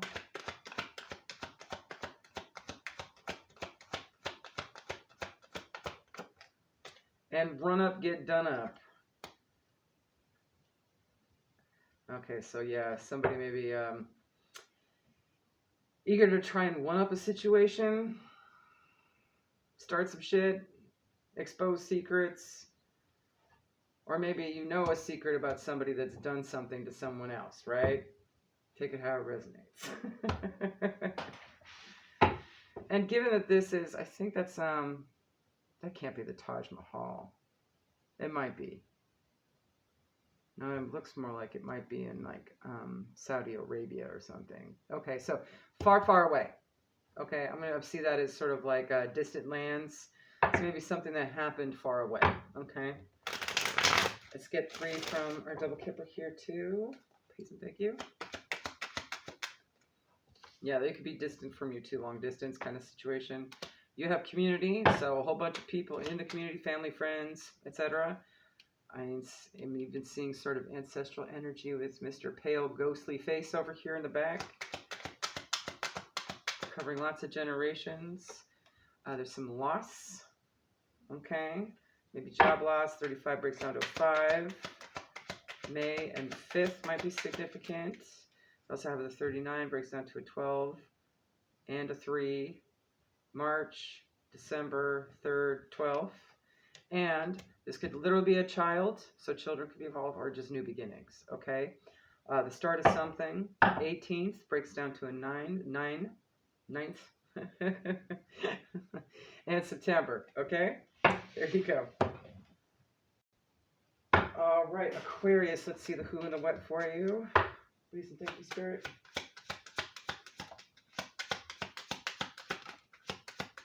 I'm just going to go ahead and pull all the cards. Lightning swiftness here. I'm getting hungry. Food may be significant in any of these situations for you, okay? I smell an awesome chef in the background over here, all right? So maybe somebody's a chef. All right.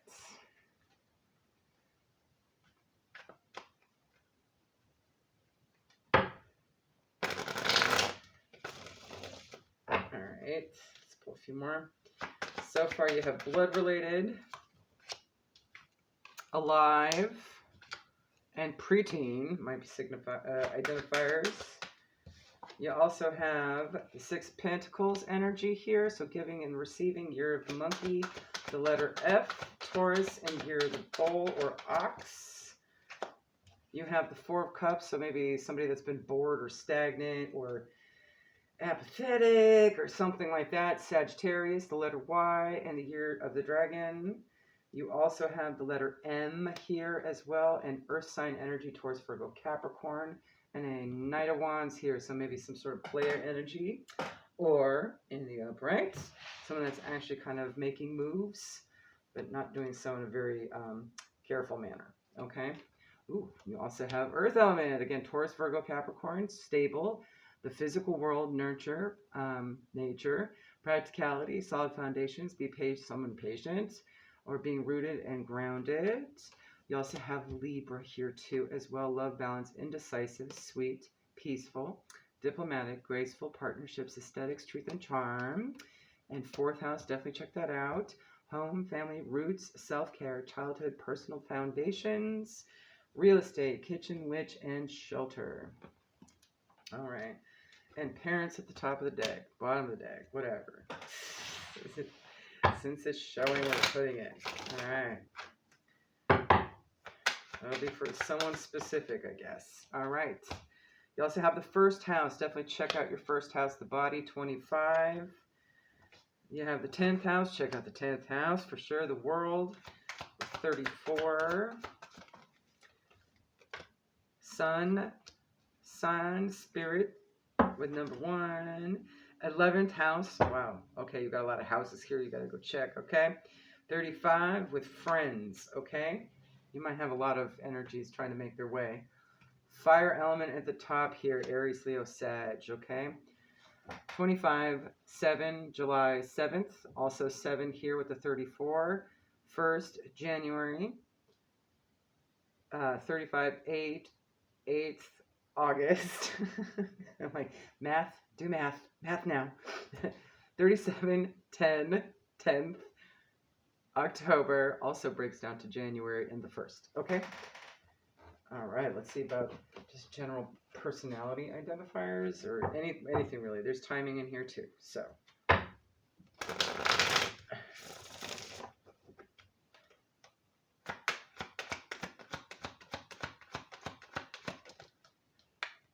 all right. Oh, someone that's going to be panicking, freaking out, not knowing what to do, over-exaggerating, a little extra emotional. Karmic situations, more than one with this little black book here. And you're going to have to just transmute it. That's definitely something being transmuted from a book, right? Communicate clearly. Lots of communication going to be coming through. It might feel a little hectic too with all these energies trying to grab your attention all at once, right? Could be happening all at once. It could be happening back to back. From all over the globe, with the world there, possibly. Body, spirit, friends. All right. Let's get 3 from the double kipper. Ooh, that one would come up in reverse. So maybe it's questionable whether or not this good communication is going to come through. You'll know in a week. 7, July, and 7th. 24, 6, June, and the 6th. The thief, maybe something being stolen, but it did also want to come up sideways, so it could be being returned. Okay? Could also just indicate the personality. You have toil and labor. Maybe somebody works a dead-end, minimum wage kind of job, or they just got tons of little things to do. Maybe that's what they're panicking over, and that's why they got a lot of karmic connections. Okay. 38, 11, 11th November. And this also popped up. This could mean actual children or just a new beginning. All right. A new start of something. Okay. Maybe there's a lot of small starts. I'm also seeing like maybe having to work hard at a start. And maybe losing out on some things to gain some things. You know that saying, you got to spend money to make money. Not always necessarily true. You just got to be smart. Work smart, not hard. Work smarter, not harder. There you go. Okay. So that could also indicate some sort of panic. Maybe somebody hadn't worked smarter. Okay. Now they got to do a lot of extra to compensate. Okay. And they might have to have many new beginnings here, especially with the Black Book and stuff. 18th, 9th, September. All right. There you go. All right, Pisces spirits. Let's identify some situations for our Pisceans. As many as possible for this 5-month period. Let's get 3, please. Karmic connection is coming through. All right. It's all for lessons and tests. And restoring karma. Preschool educated. Okay. Could be a child. Someone that hasn't completed elementary school yet. And maybe friend. Okay. Oh, higher education also on deck here, since I wanted to show it face up. Something maybe completed undergrad, grad school, that sort of thing. Vocational.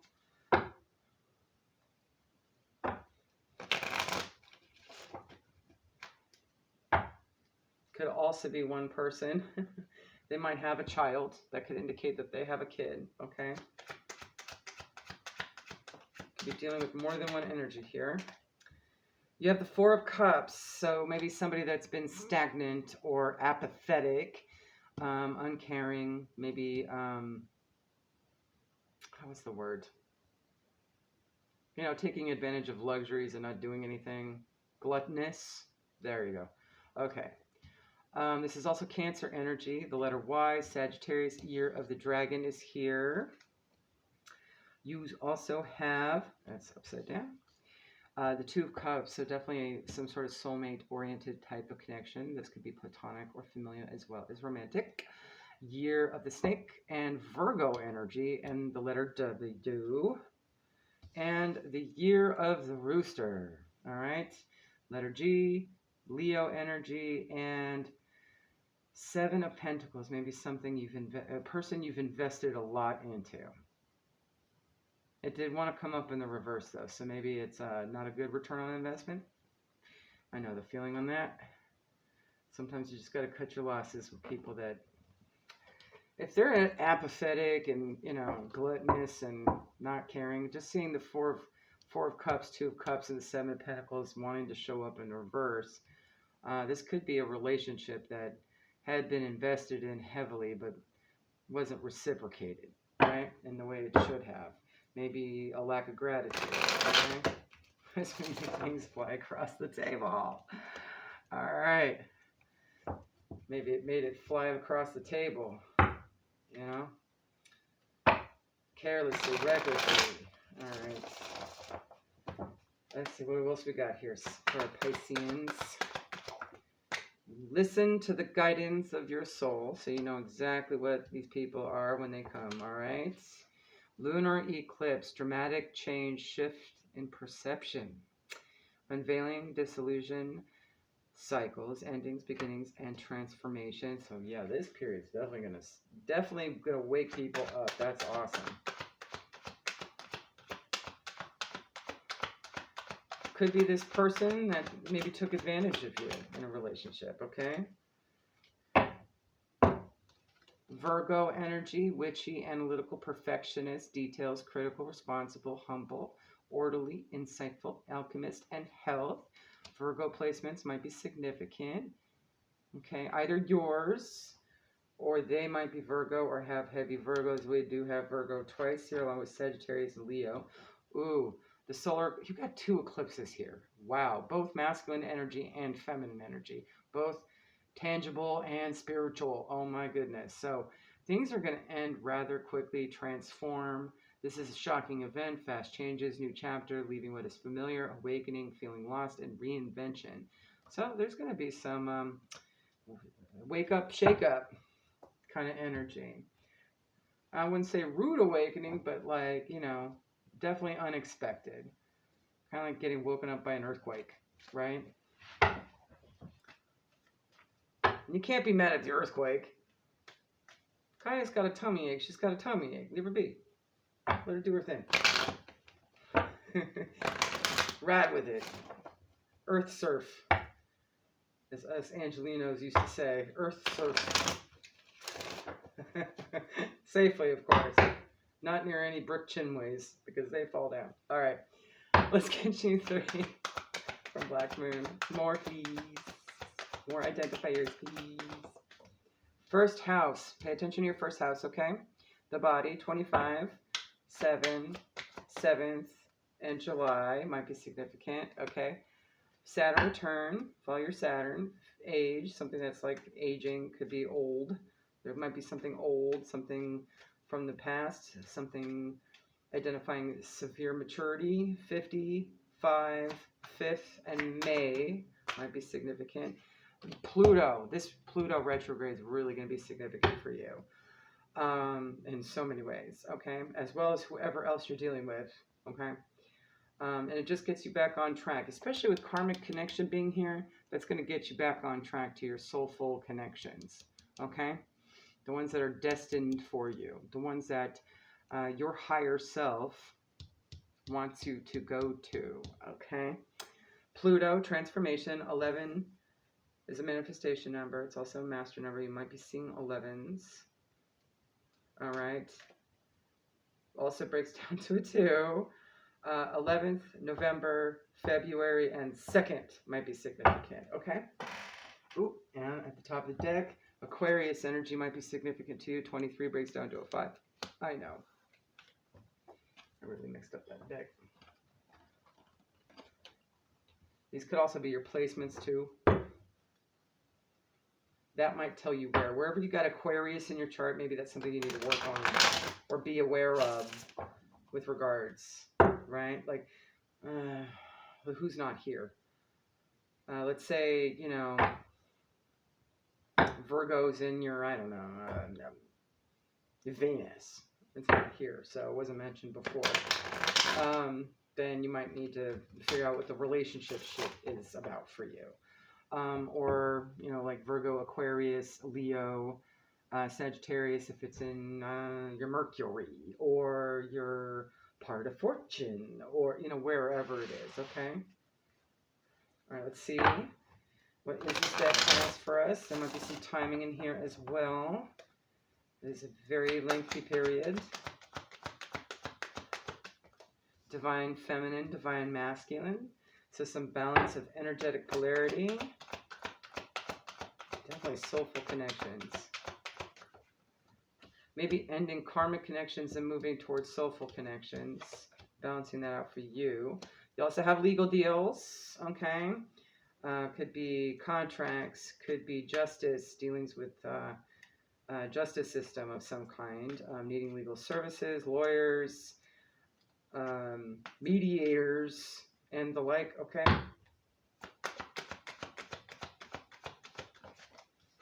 And Pisces, that's you. But could also be another placement in your chart too, or in theirs. Especially any of the placements that have been mentioned throughout this whole video, or throughout the beginning part of the video, like the main ones, okay? And your 7 of Pentacles energy, maybe things that you heavily invested in, okay? Big purchases. That's not a small purchase. That's a pretty big one. Modest purchase, right? Investing in what needs to get done to balance things out, the things that are agreed upon, right? Listen to the guidance of your soul. Make it work.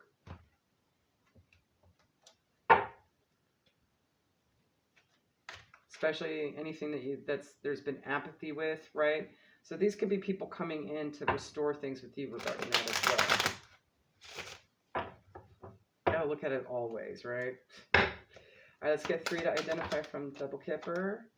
Number 10, ooh, travel may be required. It's also sort of a 2 of wands. Should I stay or should I go now? You don't know if he's coming or going. In this picture, you don't know if he's waiting for somebody to come in or if they just took off, right? So it's about movement, right? Like coming and going. Deciding the best path forward. Best choice, right? 27 breaks down to a 9. Unexpected income. There might be some good come up in this situation that will help travel. Maybe somebody's going to come to you because they got some money. That could be an identifier. And 15, lovers, also Gemini energy. That's what I see with that card. We also have 10 breaks down, 10th October, 9th September, 6th, and June, along with 15th, 10th, and 27th. No, not 10th, 9th. So definitely 10. Something's ending so that you can have a new beginning. That's like infinitely better than where you just came from. All right, so whoever's coming on in for that, or whoever pops up, right? Whatever, follow your soul will show you who it is. Ask for it and you shall receive. All right, I'm going to get into the oracle guidance now.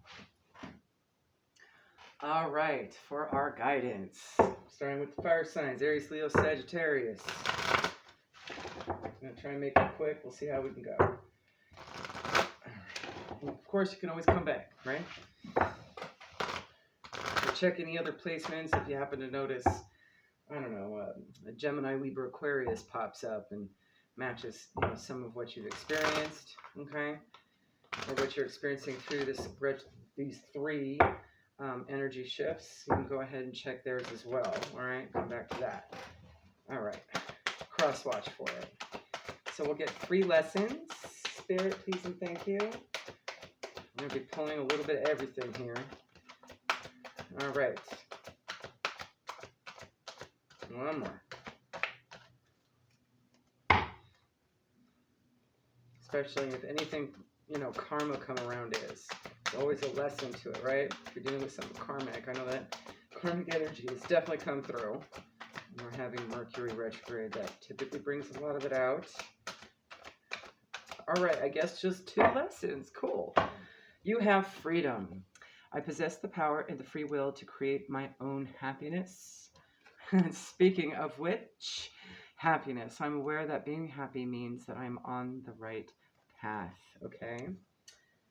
So it sounds like you're going to fare well, Aries, Leo, Sagittarius. All right, let's get life purpose. Please and thank you, Spirit. Let's get 1.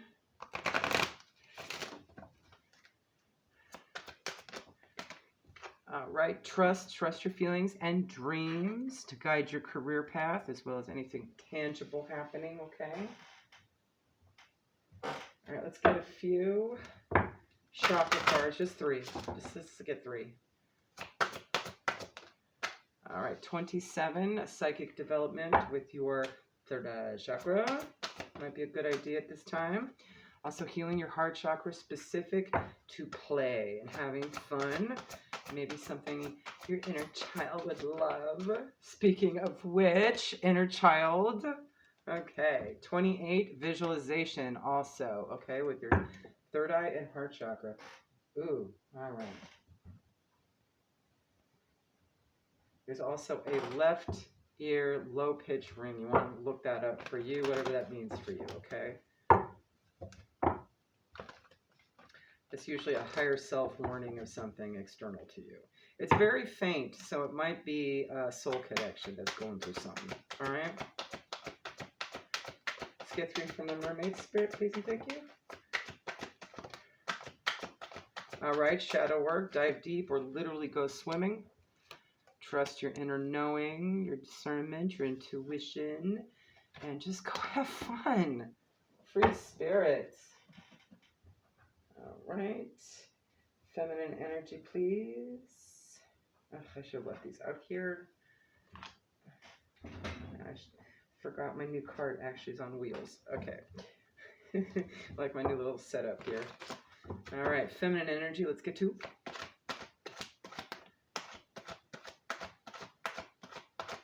One more. Thank you. Hathor, joy, go have fun. Yes, yes, yes. Aina, inner strength, just have confidence. You got this. You can handle this. No es problemo, okay? There's also fertile ideas too with that rabbit, right? Maybe even something deeply connected to elementals with all the fairies there. You also have for your masculine energy, do things with love. Love, love, love. Eros is here, especially with your masculine. Just be patient, especially since Aries is coming up. There might be some battle. Learn the rules of engagement. Okay. Let's check in. Hold on a second here. Oh yeah, let's get some ancestor spirit oracle guidance.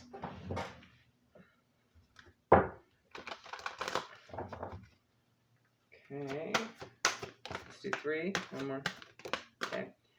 Feng shui your life, re-energize. Okay. Clear, positive space and harmony. Focus on children. So maybe inner child stuff is really specific, or you could be dealing with children, or just have fun childhood activities. Pregnancy, birth, and adoption. And connect with animals. Same thing, okay? Have fun with animals too. Passed over pets may be coming through. Healing animal spirit guides might be significant. Or just hanging out with the kiddos. The other types of kiddos, right? The fur kiddos. Okay. Let's see what's in the chat. No, let's go and check in with Ascended Masters and see what they have to suggest, okay? All right. The Holy Spirit, expect miracles. Remember that only love is real. Miracles will occur naturally. Spirit has your back. You also have Master Buddha, increased awareness, deep connection. Trust your inner voice. And El Moria, awakening presence. The universe is with you. Wear a cloak of protection and love. Okay? Shadow sites to be aware of. I'm going to pull 3 decks. Let's see if there's anything you need to be aware of on the dark side, from the dark side. All right, strength. No, really, you've got this. 38, 5 might be significant to someone. 8 as well. 28, 10, 17, 8, 22, and 27, 9. You also have focus, so stay focused on your goals, okay? 17, again, all right, with 8. Gosh, 8's abundant number, love it. 8's might be significant as far as synchronicity, okay? Oh, sha-la-la-la-la. That's too many. Spirit, let's get one more. Thank you. Invisible. You might have to sort of exist in the shadows, observe, right? Or just know that you're not being overlooked, okay? Have a little bit of strength in that. 16 breaks down to a 7. This could also be somebody that maybe feels invisible, right? Or maybe doesn't want to be seen yet. So you just be patient, okay? I just imagine sort of like a really shy animal hiding in their burrow, right? Especially with the animals there and the card in the back. So you might have to just kind of be patient and wait and just calm voice if you want to coax them out, right? Let them know you want to be your friend and you're there for them whenever they're ready, okay?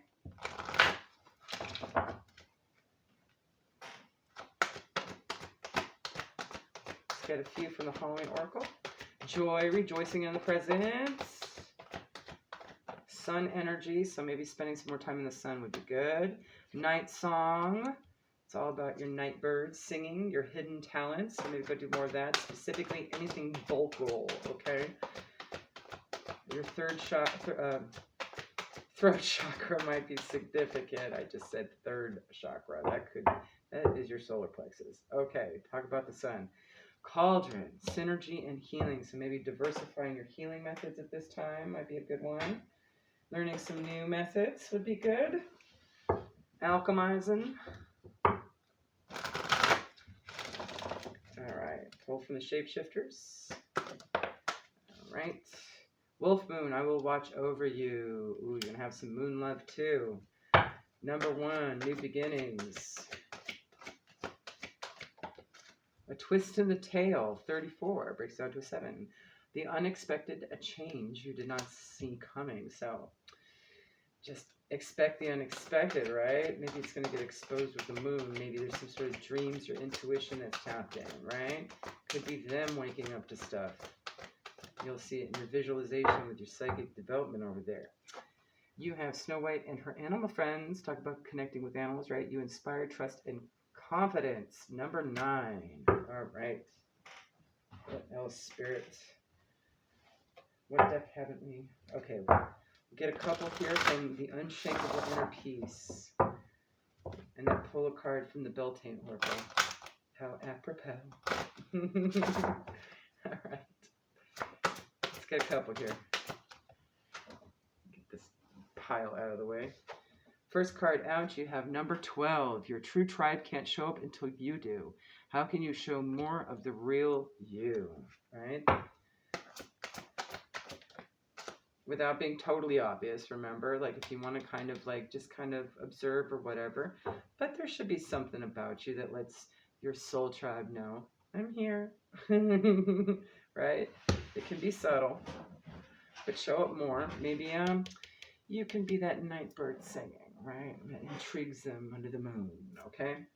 Number 14, forgiveness will set you free. What do you need to forgive yourself for, okay? So if there's anything left over, take care of that. And the Beltane Oracle, Seasons of the Witch. Final guidance for our fire signs.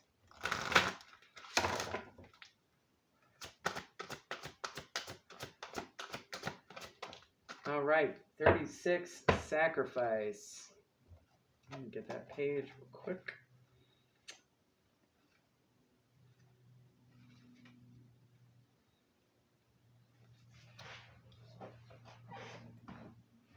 All right, you must change. You must find the ebb and flow of life within your very self. Embracing it all is embracing truth. Sacrifice invites you to let go of something that is preventing your growth. You do not wish to move on, but deep down you know this is a necessary step on your path towards greater fulfillment. This can mean moving to a new home, embracing a new career, or way of thinking, or even a rite of passage, such as a graduation. Something profound, right? You know that you're on your way to more, but the moment is still bittersweet. Pulling sacrifice shows that you have some doubts about your next steps. You wonder if you have made the right choices or if you will later regret your actions. Yes, there will be challenges ahead, and perhaps more sacrifices to come. But you must be willing to sacrifice something small to reap the rewards of something greater. It's time to commit to your choices and move on in knowledge that there is much more for you to explore.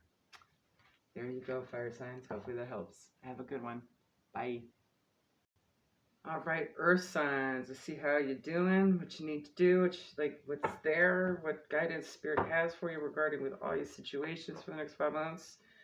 Taurus, Virgo, Capricorn, all them places. Any placements? Those placements. Let's get a couple of our soul lessons here. Let me identify whatever karmic situations popped up for you. Okay. And identifiers. Let's get 2, please, Spirit. One more. Thank you. You have self-esteem. I possess the gifts of soul, and that benefits me and others. You also have peace. I'm a being of love, and I release all negative energy.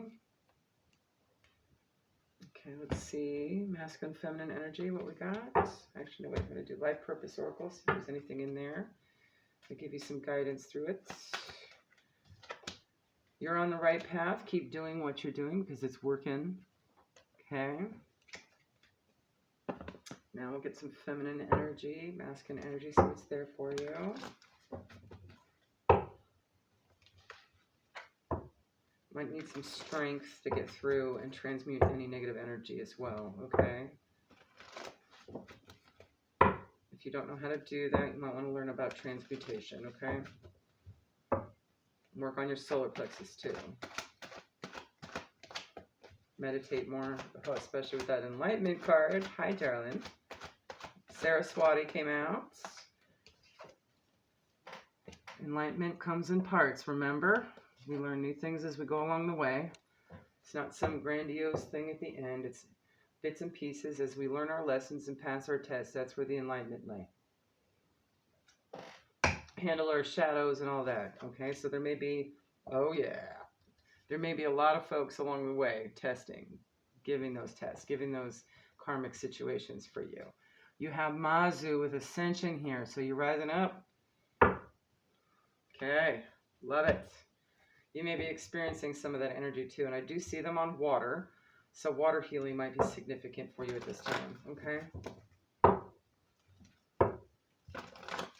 You might have to have some solo spiritual bath time. Swimming, something, right? Okay.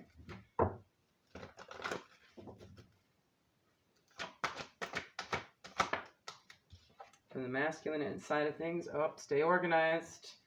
But careful, bureaucracy does not stifle good intentions, right? With Jade Emperor there, so you're definitely going to have to feng shui some stuff. I definitely see that. Just keep things in order. All right, balanced, but in order. Okay. Gosh, this is such a mess. You also, speaking of balance, you have Vishnu. Hi, buddy. All right, keep things balanced. If you need to realign things of your energy system, do it. Speaking of which, let's pull some chakras. Let's do 3, Spirit. All right, number 9, sacral chakra. Flexibility. You might want to keep your sacral on point, okay? Be flexible. You might want to do some more physical flexing kind of practices, right? Like yoga or Tai Chi or something. Another sacral chakra, very important, okay? This could be flexibility in your creativity as well. Like if you've been working one medium, maybe it's time to switch it up. Do a few things, right? I'm just seeing this, you don't know if it's a sunset or a sunrise, okay? That might be significant. But there is definitely this reflection here, right? There's some mirrored energy going on here. Maybe there's some sort of polarity or duality that you're trying to figure out. All right, that might mean something to somebody. One more. 11 and 9 might be significant. And third eye chakra, clarity. All right, this is for your third eye. You're going to have to kind of, maybe you have some sort of, whoever you're dealing with has created sort of a sacral chakra block or something, and that needs cleansing out, especially with organization, okay? The feng shui aspect, you don't just feng shui your tangible, you feng shui your spiritual too, right? All right, let's get some from the mermaids. Tell us more.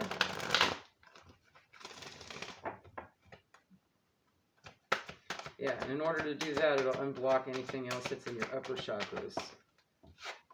Decisions, okay, making swift decisions, no lagging, but being very conscientious of all angles. Magic, recognizing your blessings and saying thank you. Also tapping into your own inner magic, right? In this picture, you have Merlin giving magic to a mermaid, right? A mermaid fairy, no less, okay? Move forward, just so keep moving. All right. And he's an emperor, so you might have to be in your emperor energy. Abundance, also being grateful for what you have. Reaping what you've sown, okay? And being joyous in the moment, contentment, all right? Now let's see the shadows. All right. Because you know Pluto's going to bring that up. Right? How do you handle? Moving forward. All right, Spirit, let's get a few. All right, we have High Priestess of Water. Definitely your clarity energy here, okay? Also, Cancer, Pisces, Scorpio placements. Might want to check those out. See what they might need help with, okay? Those areas, okay? Number 4 might be significant as well to you. It is a protective number. Differences, 36 breaks down to a 9. Ooh, love it.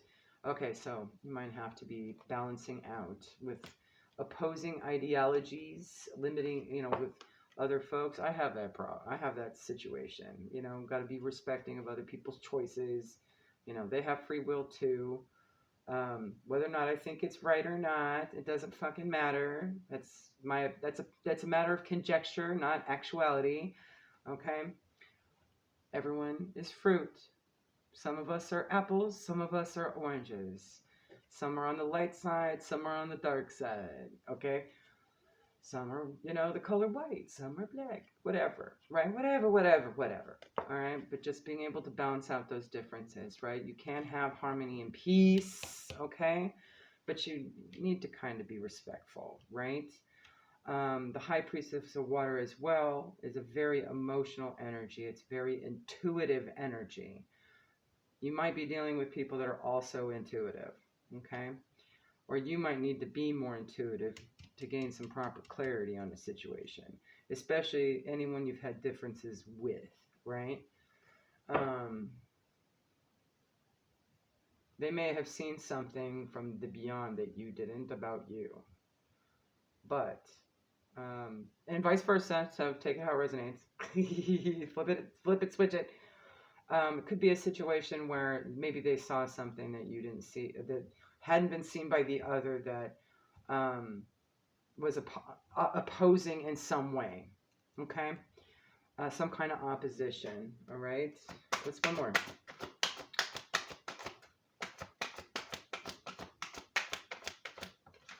So you just have to be able to see the balance between, I can't with that duality energy. Heh, okay. 35 and strength, so having that strength, okay? Fire signs just got that as well. So that might be specific to a fire sign for you. Needing to have strength, growing through the situation as opposed to opposing it, right? Instead of going against the grain, go with it. Layered advice here, I can definitely see that. All right. Also, possibly on the shadow side here, we have Apple, determining whether or not your risks are worth the reward, okay? Apples are also about protection. And you also have the heart there for love, right? Now, as is shown in this picture here, looks can be deceiving, right? The apple looks harmless. It's got a heart in it. It's supposed to mean for protection and bearing fruit. But it's causing this person to bleed. So, is it worth it? So maybe there's situations coming back around that you're going to have to re-examine. Or maybe even realize that, individuals in that situation maybe have examined, right? You also have winter, the sacredness of pausing. This is definitely going into hermit mode when you need to. Within, reason. Don't disappear. Give some notice and just say, hey, look, I need me time. All right. Barmbrack, this could be about divination as well. So you might need to tap into your modes of divination at this time. Sweetness and synergy, also about kind of blending and alchemizing your healing methods as well. Okay? Perhaps during this, maybe to examine the things around as they come through. I mean, the good thing about Pluto and all these energies is they're going to expose stuff you didn't see before, right? That means something to you, or that you think means something to you, right? But really, they're not available. Okay? So you might get some clarity in that situation, okay? All right, let's get some from the shapeshifters. Anything else, Spirit? Butterflies in gloom after sadness, happiness, and hope return. So maybe there's going to be some sad stuff. Heads up, okay? You might need to pause for that. You could be dealing with just sad or, you know, sad energy, gloomy energy. 22, maybe in partnerships, friendships, soul connections. You have 15, breaks down to a 6. Your imaginary friend, childhood treasures resurface. That could be actually fun things from your childhood. That could also be inner childhood wounds. It could be an imaginary friend pops back up for you. Imaginary friend. The ghosts, especially if you gain some clarity, right? And you're tapping into your intuition.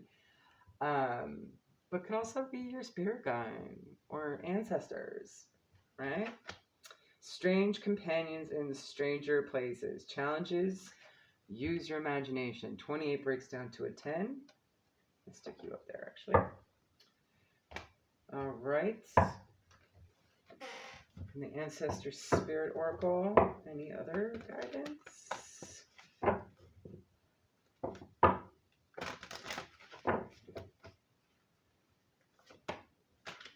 All right. Honor the deities around you, prayers, offerings, and help. That's all Ascended Masters, by the way. Begin writing now. So doing some writing is going to be important for you at this time. Create, express, inspire. And get into nature, coexistence, gather, and limit waste. Okay? Speaking of Ascended Masters, let's find out who wants to connect with you and what they have to say.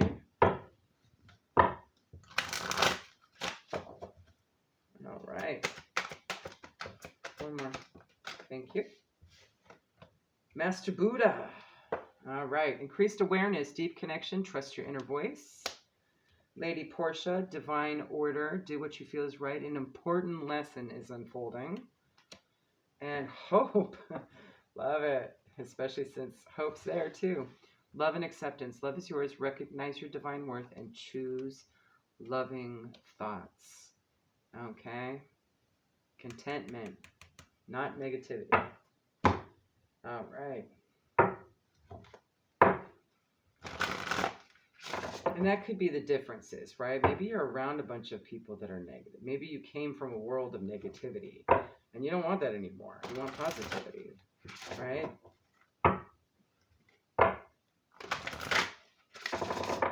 Maybe the energies coming back to you are the negative ones, right? And you've already sensed that and gotten out. Remain flexible. Have your strength with that self-esteem card. All right. I'm going to pull 2 from the Unshakable Inner Peace. All right. First one out is 38, breaks down to an 11. The collective field is impacting you, so definitely. Unseen forces in action. How can you relinquish control of the situation that feels blocked? I forget who had that blocked energy, but that did pop up. So that may be significant. 27 breaks down to a 9. The universe rewards motion. What guided action can you take today?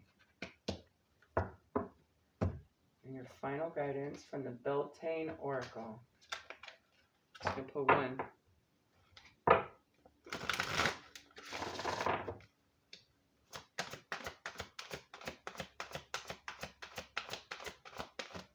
All right. Love it. Love it, love it, love it. Hold on a second. Let me get to it. Where are you, buddy? All right. You have 34, Rowan. This is a card about protection. There is no need to fear, dear one. Protected you are, and protected you will always be. With success also comes envy, and sad as it may be, there are those who will seek to possess what you have. This is true even if you do not feel particularly successful. There are those around you who believe that you are better and smarter and have something they do not. The good news about pulling Rowan is that you are protected and safe from any forces wishing to move against you. Those who are seeking to bring you harm do not have what it takes to defeat you. Yes, you may need to defend yourself, but you have worked hard for what you have, and you are more than capable of standing your ground. And this energy is talked about on this card as well. Okay? Push back against adversity, knowing that you are supported by the universe in your fight. All will be well, and while it may be challenging, you will emerge from the struggle unharmed. The Rowan card can also mean a new challenge is upon you if you are not currently facing any obstacles. Clue. There might be a delay in a project or an unexpected problem, or new competition may suddenly emerge. If that's the case, see it as a blessing. Sacredness of pausing, right? This is the universe telling you, dude, you need to do some self-love stuff. Go now. That's how I take it, okay? Usually if there's an obstacle being placed, a delay or something, don't get frustrated. Be like, okay, apparently I need to bulk up. I need to spiritually amass muscles at the moment. I need to get my spiritual, weightlifting on, so to speak, by resting and getting all your stuff balanced, okay? Feng shuiing, doing whatever you need to do. That water healing, right, is there as well. Examining what needs attention and what's not worth your time, right? Doing all that alchemy there with Barnbrack, right? Maybe even getting your cards out or your divining rods or whatever you use, okay? Maybe you just tap in and you kind of like bring on the visualizations, right? So whatever that may be for you, okay? That might be a signifier that something's on its way, and you might need to kind of, you might have some little imps. I'm noticing that in this card. Little imps, little problems. No biggie. Might just be a short-term pause, right? Okay? There you go. Have a good one. Bye. All right, air signs. So lessons first up, okay? Could be dealing with this energy. This could identify the energies coming through. This could just be a reminder or something that actually needs to be considered, all right? Yeah, perseverance. I know that I can do whatever I set my mind to. Worry. I am learning that worry does not change an outcome. And humor. I choose to focus on the lighter side of life. From the Life Purpose Oracle, you have counseling. You heal with kind words, wise advice, and empathetic ear. Okay. You also have author. You have a book inside you that wishes to be expressed. Make the time to write it. Maybe you're also gaining some guidance from some sort of written word or spoken word with regards to counseling at this time, or giving it. From the feminine energy aspect, your divine feminine healing needs. Aphrodite, you have passion. So look for things you enjoy with things you are passionate about, okay? And you have Tara, specifically green Tara, all about protection. There may be negative energies, so know that you're protected. From masculine energy, which we actually have 3 that popped out for you. You have Loki, play, go have fun, right? But remember, in the reverse, he's all about mischievousness and being careless with others' feelings, right? Still, go have fun, get creative, all right? That could be a sense of inner child as well. You also have Thor, the sensitive masculine poet, speaking of author, okay? Taking action, all right? And Aries. So there may be a battle ahead. Learn the rules of engagement here. There might be some aggression, bloodlust, anger management, maybe, although this isn't Typhon, okay? If you see Typhon somewhere else in one of your other placements you want to go check out with the guidance, then be weary of that, okay? That would give you an indication that energy may be coming in strong, very strong. But he's really just about taking that action in a more aggressive and bloodlusty kind of way. So you do have to kind of be mindful of that energy coming through, okay? It could be fire sign energy that's aggressive, all right? Maybe some fire sign placement might be significant there, okay? From the chakras, we have quite a few for you pop out. First one is number 9, your sacral chakra with flexibility, okay? This could be in whatever creative pursuits you're going through, okay? But this could also be flexibility with nurturing, okay, because your sacral chakra also is tied in with that. 25 with clarity and your third eye here. You're going to gain some clarity by being flexible.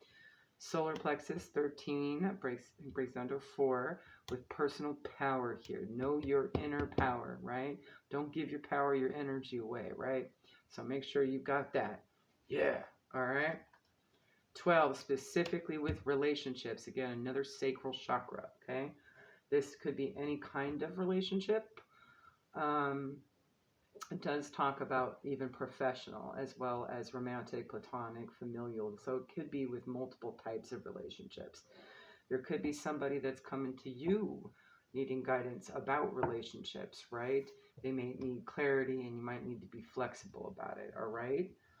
Especially if it's in regards to some very actionable, aggressive, bloodlusty kind of not thinking clearly kind of energy. Trickstery energy possibly as well, all right?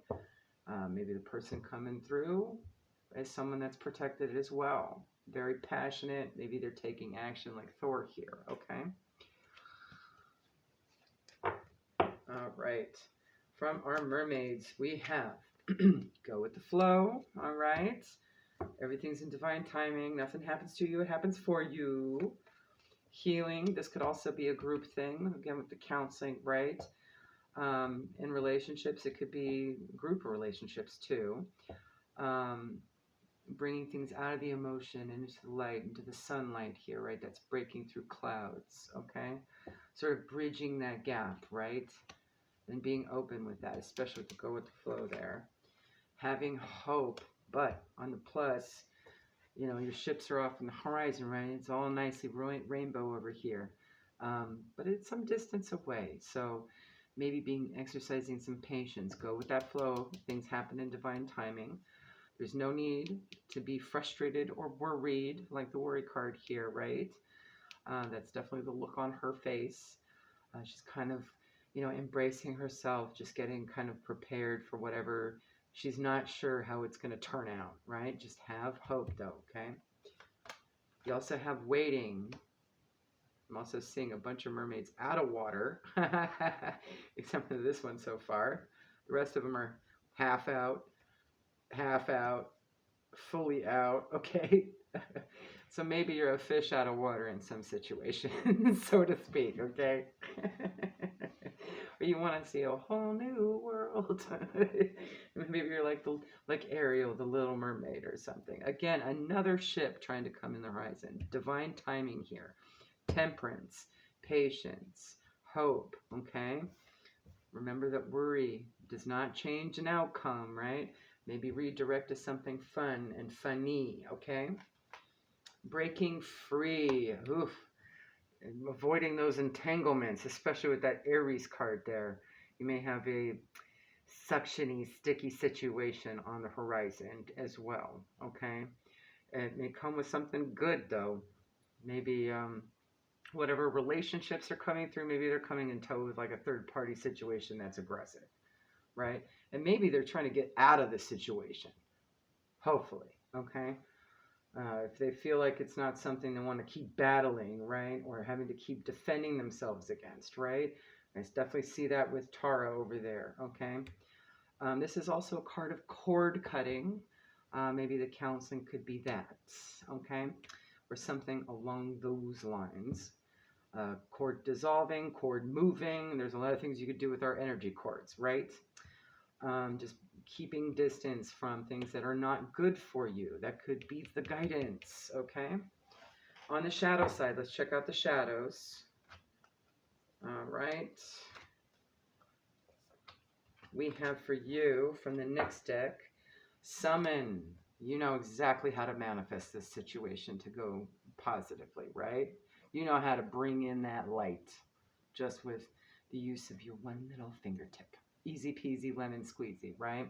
13 breaks down to a 4. You might have to summon that perseverance and strength too, and that personal power. Oof, especially with the warrior card, and especially if there's battle ensue. You got the warrior here, number 2, all right? Could be Mr. Thor is coming through, whoever's embodying this strong warrior energy. Maybe this is something that had been manifested or they manifested. Maybe they're trying to manifest themselves out of a bad situation and they need your help. Maybe you're manifesting yourself out of a bad situation and need someone else's help. Group healing, okay? These two came together. You have 47 breaks down to an 11. Again, a manifestation number. It's all about owning your individuality and your authenticity. Know who you are in this situation, okay? Know what you want. Know what you're trying to go for. Maintain your boundaries if you need to. That's also what's on this breaking free card. You also have number 16, breaks down to a 7 with invisible here. Now, this goes a bunch of ways. This could be this, these energies coming through feeling invisible, like they feel weakened by their situation, right? But they've gotten a little bit of strength to try and break free from it a little bit, right? This could also be just you needing to be a fly on the wall a little bit, kind of offer a shoulder to cry on rather than try and guide the person out. They might not need rescuing, right? They may not be ready to heal. They might not be ready to move on from a circumstance. Flip, switch, however you need for this to resonate, okay? Whatever your situation is. It could be a relationship. It could also just be seeing clarity in a situation. Could be getting off their butt and creating something, right? Especially since we have two sacral chakra cards here. Maybe they don't know how to self-nurture or self-care, right? And maybe you're going to be guiding that. I can definitely make this a little cleaner. All right. From the Halloween Oracle, we pulled Cauldron. You're going to definitely have to synergize healing, okay? This is also a card of learning new techniques as well. Kind of alchemizing new ways of doing things, right? Not limiting yourself to one method, right? Having many in your toolbox, okay? Cooking up something good. Maybe it could be on behalf of this person just to teach them how to do it. Or show them the way, right? Since you could be this counselor card here, all right? You also have winter. Remember, your own energy needs as well, right? The sacredness of pausing. Last thing you need to do is fall victim to an energy vampire, right? Because this card really does talk about energy vampires too. So they could have an energy vampire on them, and you might need to remind them, hey, you might have to go into hermit mode, rest, relax. You know, you're going through a rebirth. Maybe you just came out of this situation and they're kind of tagging along, trying to get you back. We do have Mercury retrograde. These things do happen. There's a lot of endings and new beginnings, and there may be a fight against it. Folks that aren't going with the flow, right? Maybe they're trying to go with the flow, and they've got a leech, so to speak, okay? A leech. They got an octopus on them, okay? Like, suck, not letting go, all right? So they may need to take breaks, okay? When I see Cauldron and Winter together, this is also integrating any new healing practices on your own, kind of going into your laboratory and making magic happen, right? For your self-healing and self-love. And find what you're passionate about. Usually that leads you to some new ones, right? Speaking of which, Skull of Flowers, creating through the ashes. Definitely rebirth energy is here for you, okay? Whether you're teaching it, embodying it, leading by example, however the situation needs it, okay? From the Shapeshifter's Oracle, you have number 13. We have 13 already too, huh? 4-4. You are protected, okay? A time to say goodbye. Something is about to end for now, okay? So this could either be the advice for them, or for you. Maybe this is something they're not ready for yet. This is maybe comeback around energy. Like, I made a bad decision with this crazy person, this battly person, right? Whoever this trickster, whoever it is, right? This toxic person that just won't let me go. I need help. I want you back. Well, you got to recognize for yourself whether or not they might actually need the time to recoup. You know, you definitely don't want somebody coming back into your energy that took advantage of it and left you behind, right? Only to go to some chaos, because clearly they were in the frequency of that chaos, right? At the time. They weren't ready. And you're ready to evolve. Like, you've evolved. You're fine, right? So it may not be time to say, hello, stick around. It's like, no, I wish I could have you back in my life, but I can still see you're carrying some issues. This is what I can suggest you do. You need to create through the ashes, get your inner power and strength back, find some clarity, be flexible, right? Definitely summon the warrior within, do some positive manifestation, find what you love to do, find humor, stop worrying, persevere, all these things, right? Like, heal, heal, heal, heal, heal, all right? You also have number 40, the fours. Definitely fours are going to be significant. That might be a synchronicity that you can see when this person comes around. The mermaid of immersion, complete commitment, all right? Whatever this is going to be a complete commitment, okay? They might not be ready for you, right? So if it's something you want to commit to, right, be patient. Waiting, hope, right?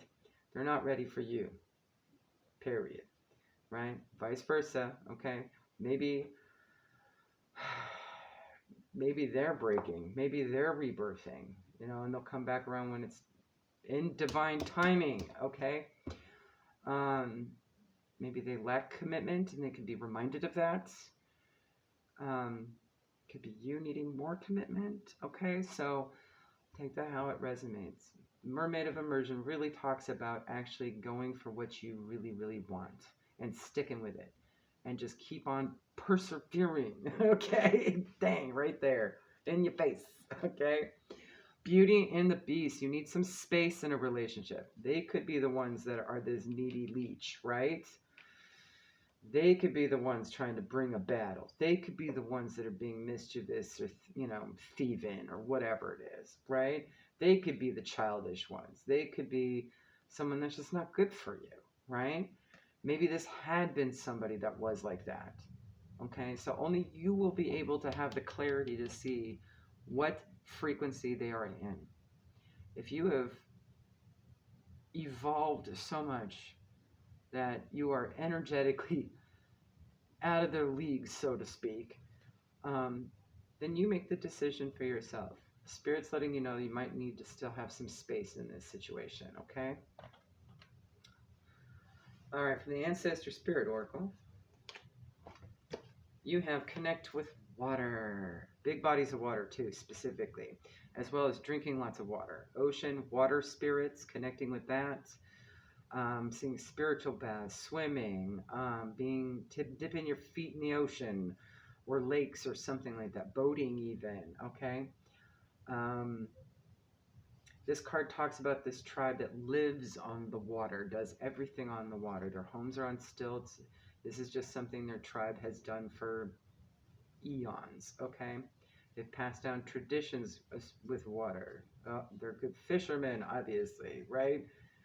They also know how to work with the tides, right? Going with that flow as well, okay? So you might need to connect more with water. You could be dealing with a water sign as well, all right? Maybe check your placements where there's a water sign as well. See what needs a little bit of that extra love, okay? Cancer, Pisces, Scorpio. You also have nature spirits, elves, fairies, and rock formations. Very earthy and some water energy here too, okay? So Taurus, Virgo, Capricorn energy might be significant in your chart somewhere that you can work to heal a little bit. This is also about grounding and just really connecting with Gaia at this time. This is absolutely Beltane portal energy here. Take advantage, okay? And you have treat your body well, exercise, meditate, and massage. So do a little bit of fun things just to say, hey, Aphrodite, great idea, girlfriend. Treat your body. Get your hair did. Get your nails done. You know, it's not just massages, right? You know, if you go to sit in a hot tub, there's a body of water. Okay. All right, now from the Ascended Masters, let's see what we have for you. You have Master Jesus. All right. Forgiveness. You are on the right path of light, love, and forgiveness. Father healing is possible at this time. This could be an emperor or a father figure, or a a more mature, masculine, elderly energy. Okay, that you're dealing with. Lord Ganesh, infinite abundance. Obstacles are being removed. Spiritual support and connection are increasing. Definitely see green Tara here as well. Ganesh usually places obstacles to redirect you or to protect you, okay? And sort of rejection is protection energy, right? He also removes them when they're done serving their purpose, okay? Sorry, Jesus, cover up your face. And you have Gaia, definitely connect with the earth, okay? Be mindful of the planet, come back to earth and stay grounded. From the unshakable inner peace, you have number 1. You create your own reality. What you want wants you to. Laws of attraction, universal law, right? What do you want to experience? Number 17, trust your faith, dive into the unfolding journey. What is your faith asking of you? Okay, so think about that, feel it out, get that clarity. You might have to be a little bit in a temperance pause mode to do it, because, you know, these things can't be forced upon, right, in the tangible. The universe doesn't work with the 3D laws of physics, okay? It has its own set of things, all right? Your final guidance is number 24, the Maypole, from the Beltane Oracle. All about celebration. I am fertile in what I seed, for there is reason to dance and drink upon the riches I receive. Got to get to the next page. Hold on. Don't wait for happiness to find you. You can choose to be happy right now at this moment. Sing, dance, spend time with loved ones, and celebrate just because you're alive and just because you can. Okay? Focus on enjoying life and doing what gives warmth to your soul. The situation you're thinking about is still developing. It's probably why it's not time yet. Okay? So just go have fun, pause, relax, whatever. Do what you want. No amount of stress or worry will fix your circumstance, right? Doesn't change an outcome, right? But you may find yourself with a sudden spark of inspiration once you allow your doubts to fall away. Solutions can come in the most unexpected ways and will often do so when you give your fears to the universe so you can go out and play. Hi, Loki, looking at you. The universe takes great pride in your willingness to trust in its power to move mountains on your behalf. You will be rewarded for this trust, and all will be well. Do not think you must obsess. That word looked funny for a second. I saw abscess. Okay, so maybe that might be a specific identifier for you. Don't let that, you might need to pop that sucker or get surgery or something, right? If it's a literal abscess, okay, could also be, you know, just some pestilent thing that has grown for a while and has never been taken care of properly, okay? Yeah, my connection with abscesses is drug related, so that could also be an identifier, all right? Do not think you must obsess over your circumstances to overcome them, nor must you spend every waking thought on your intentions to manifest, right? It's like the worried look on her face, right? Okay.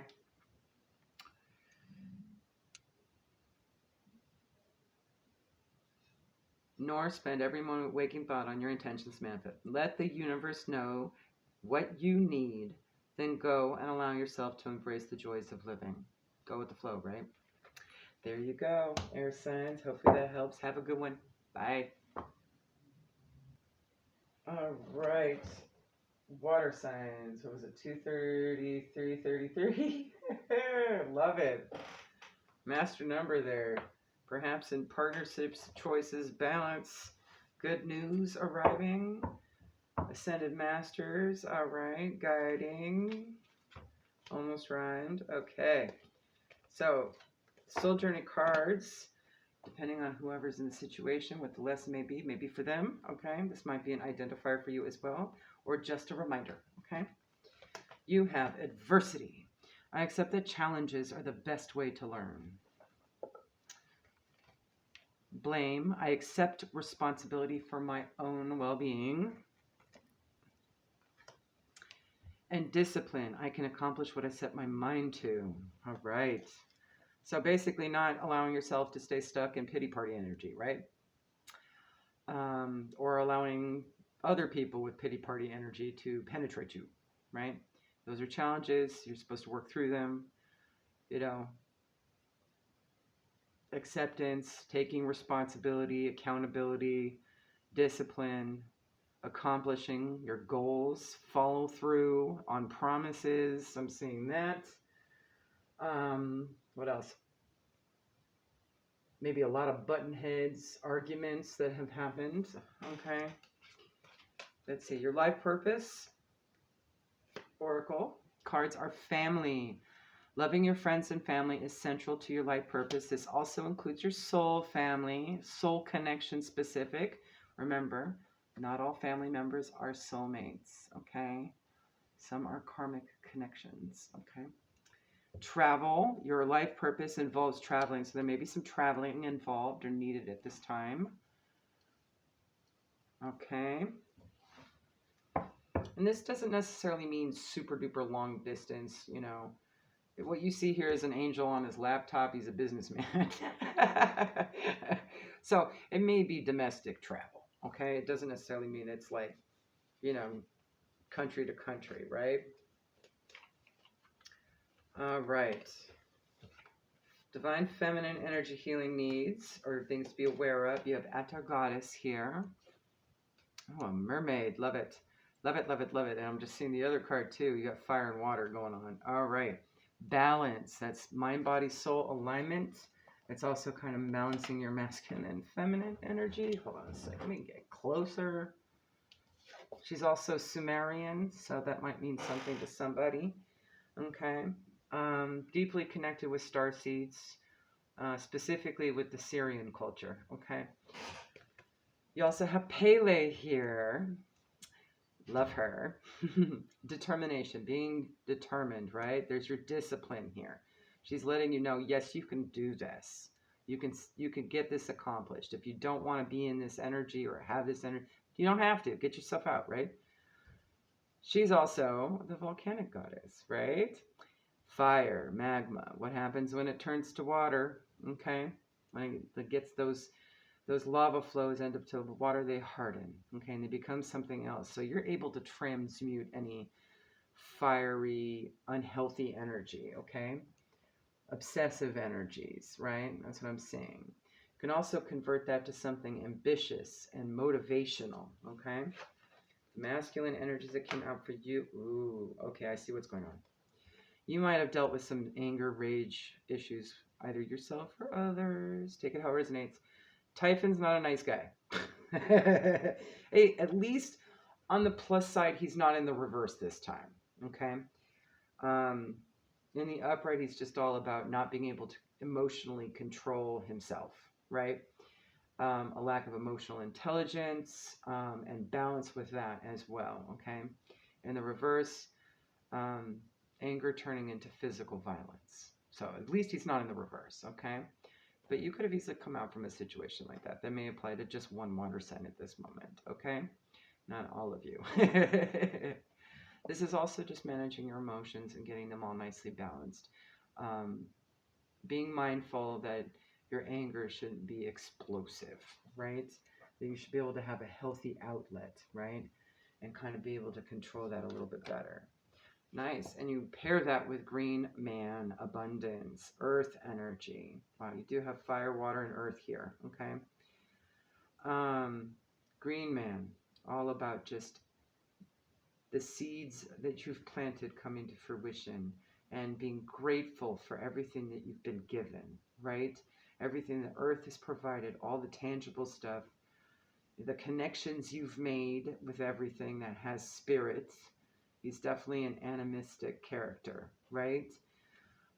Everything has spirit, animals, plants, people, everything, right? The sky, the earth, everything. It's all about being together. Ooh, right? Earring. That might be significant to someone. That's a high pitch. Ooh, that's good. All right, love it. That's a serious elevation, okay? So that's what you want to go for, not dive in. All right, be mindful of that. God, I love it when the earrings pop through in a reading. I usually have to stop what I'm doing to do a reading on it. Okay, from your chakras, okay? The chakras that need attention for you right now, or that you need to be mindful of. Throat chakra, keep it clear, don't let it be blocked. 22, again with those choices, right? Choices, options, because we saw that with the 2 and the 33s, right? All about finding your life purpose, right? What is in that light there? That's what you're supposed to be. That's where you're supposed to be going. You might have to take one step at a time to get there, but you'll get there, right? Determining who's for you, who's not for you, right? Especially with that family and travel card. You might have to go places. This could be going into the unknown. That could be your travel, okay? You're going to need strength for that. Grab your inner power. I do believe the air signs got this, okay? One of the air signs got this. The air signs got this, yes. They got inner power is what they got. You're going to need strength, but they also got strength in a different card too. So solar plexus is going to be very, very important, especially so that you can control the anger, right? So you can kind of direct it in a more strategic manner, right? Gain your inner power, your inner strength. Call your energy back. Solar plexus up, okay? Strengthen that. This is definitely a card for your solar plexus, all right? I like to look at this card like you're going to be climbing this mountain, right? There's going to be all kinds of crazy chaos around, right? But you got to get there. I always see this card as a mountain, like his ear is the mountain, right? And not letting yourself crack in the process, right?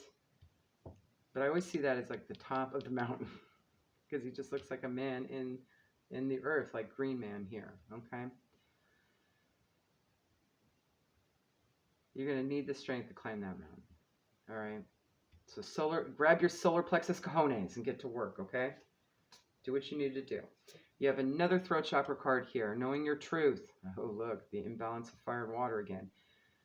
You might be dealing with a fire sign. Not a happy one either. That you have to like kind of get your way out of. All right. Or there's this fire energy somewhere in your chart that's your battle, okay?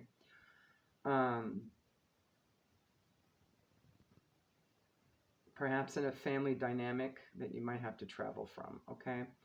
This is a card about knowing your truth, speaking your truth, living your truth, being authentic, okay? Not hiding. And if you're going in with your life purpose, that means what your higher self wants you to do. That's who you authentically are, is your higher self, okay? All right. 31, peace, crown chakra. It's not just about enlightenment, it's about balance too, like an outer goddess talks about. Peace is actually a reward for living in the energy of unconditional love and having your entire energetic system being balanced, okay? It's a reward, okay? You can't have it without unconditional love, all right?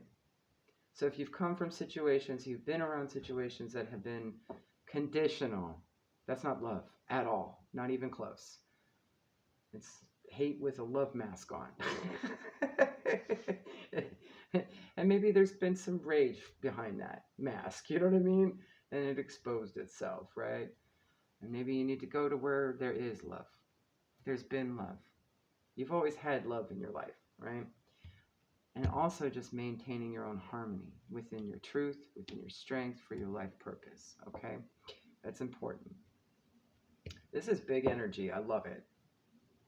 This is huge energy. I'm seeing like battles between good versus evil. I'm seeing light work versus dark work. You know, I'm seeing really just getting into your divinity and leveling up, right? And just accepting, you know, where things went wrong, learning from your mistakes, moving forward. Ooh, I wonder what cards are going to come up next. All right. I literally just thought of the move forward card, but I know you didn't get it. Air signs got that too. Oh my goodness. There might be some air sign heavy activity in your chart that you might want to focus on. There's a lot of very divine kind of psychic, intuitive energy with air signs. And they are about truth. Okay, they're about peace for sure when they're high vibration. All right, there might be a deeper connection there for you. Okay. You have dreaming. Pay attention to your dreams. That might clue you in as to who or what's next. Whatever your truth, your authentic, your higher self will show you in dreams. Okay.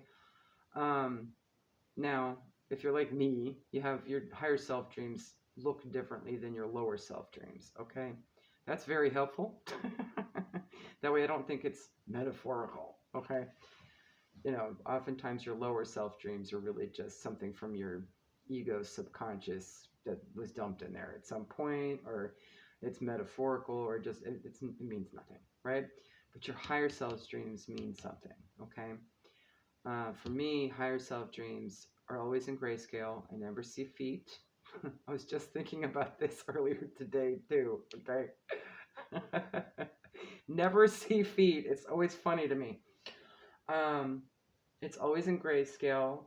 I only see the details that I need to know in the dream. So like environmental details are not there. Like anything extra is not there. Just what I need to see, what I need to know. It means something. There's usually a metaphor in it, especially if it's for someone else, like if it's divinatory. But if it's for me, it's supposed to give me a vibe of what's going on. It shows me intention. It shows me all the really strong energies, okay? So you may be getting higher self dreams. Pay attention to how they look for you. Oh, there's always one predominant other color to highlight something. In one dream, I saw a little girl, puffy red cheeks, as if she had just been crying and crying for days. That dream was speaking of Typhon, that dream was particularly shocking. Basically, it was a domestic violence situation. And this little girl was crying and crying and crying, a victim of it, sitting there on the sidelines as if she wasn't even there, not even being paid attention to, either parent. One parent was disabled and the other one was just a monster. She actually looked like that. Except for the big old black cloud, she had that look on her face. Another dream I had, I'm trying to remember what it was that was red. I think it was the lips, which told me that I needed to listen for something being spoken, right? So pay attention to your dreams. Your higher self will also show you things in repetitive motion. So if you see the same person all the time, that means something.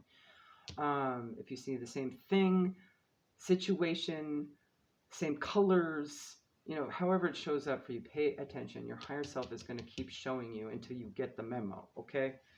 Feelings, there may be some clairsentient going on, clairsentience going on here.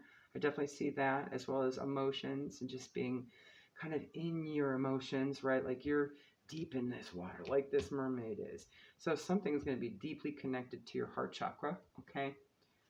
Letting go of things that aren't serving you, okay? Your highest good. Innocence. You may need to be maintaining some sort of calm and quiet for yourself. Maybe pulling away. Kind of being more virginal, I guess. Innocent, right? Then you have the future here, which is really tapping into what your third eye crown and your psychic abilities can do, right? This is really divinatory, okay? So I wouldn't be too surprised if I see it again. On the shadow side stuff to look out for. What do we got here? Self-worth, number 32, breaks down to a 5, so know your worth. You know who you are. You know the truth. Come on now. Grove is all about forgiveness, peace, bridging gaps,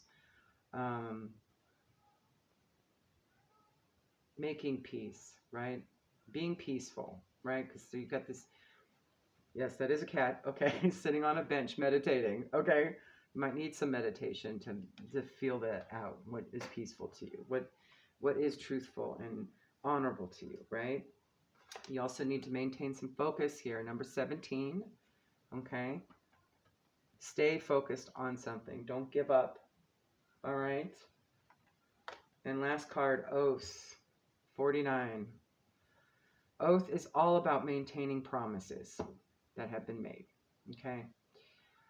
This could talk about your soul contracts or just things that were agreed upon from the past that have not been fulfilled. Okay.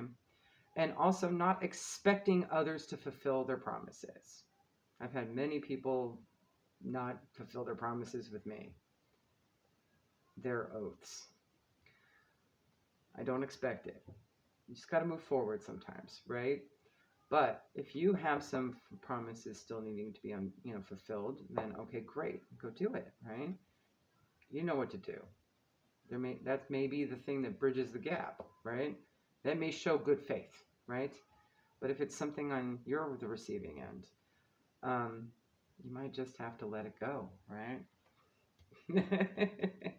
Get into your feels about it. Determine whether or not it's worth your energy. Your energy is your most valuable currency. So if it's something small, but doesn't mean that, whoever this person is can come back into your life, right? Maybe they've violated a promise or something.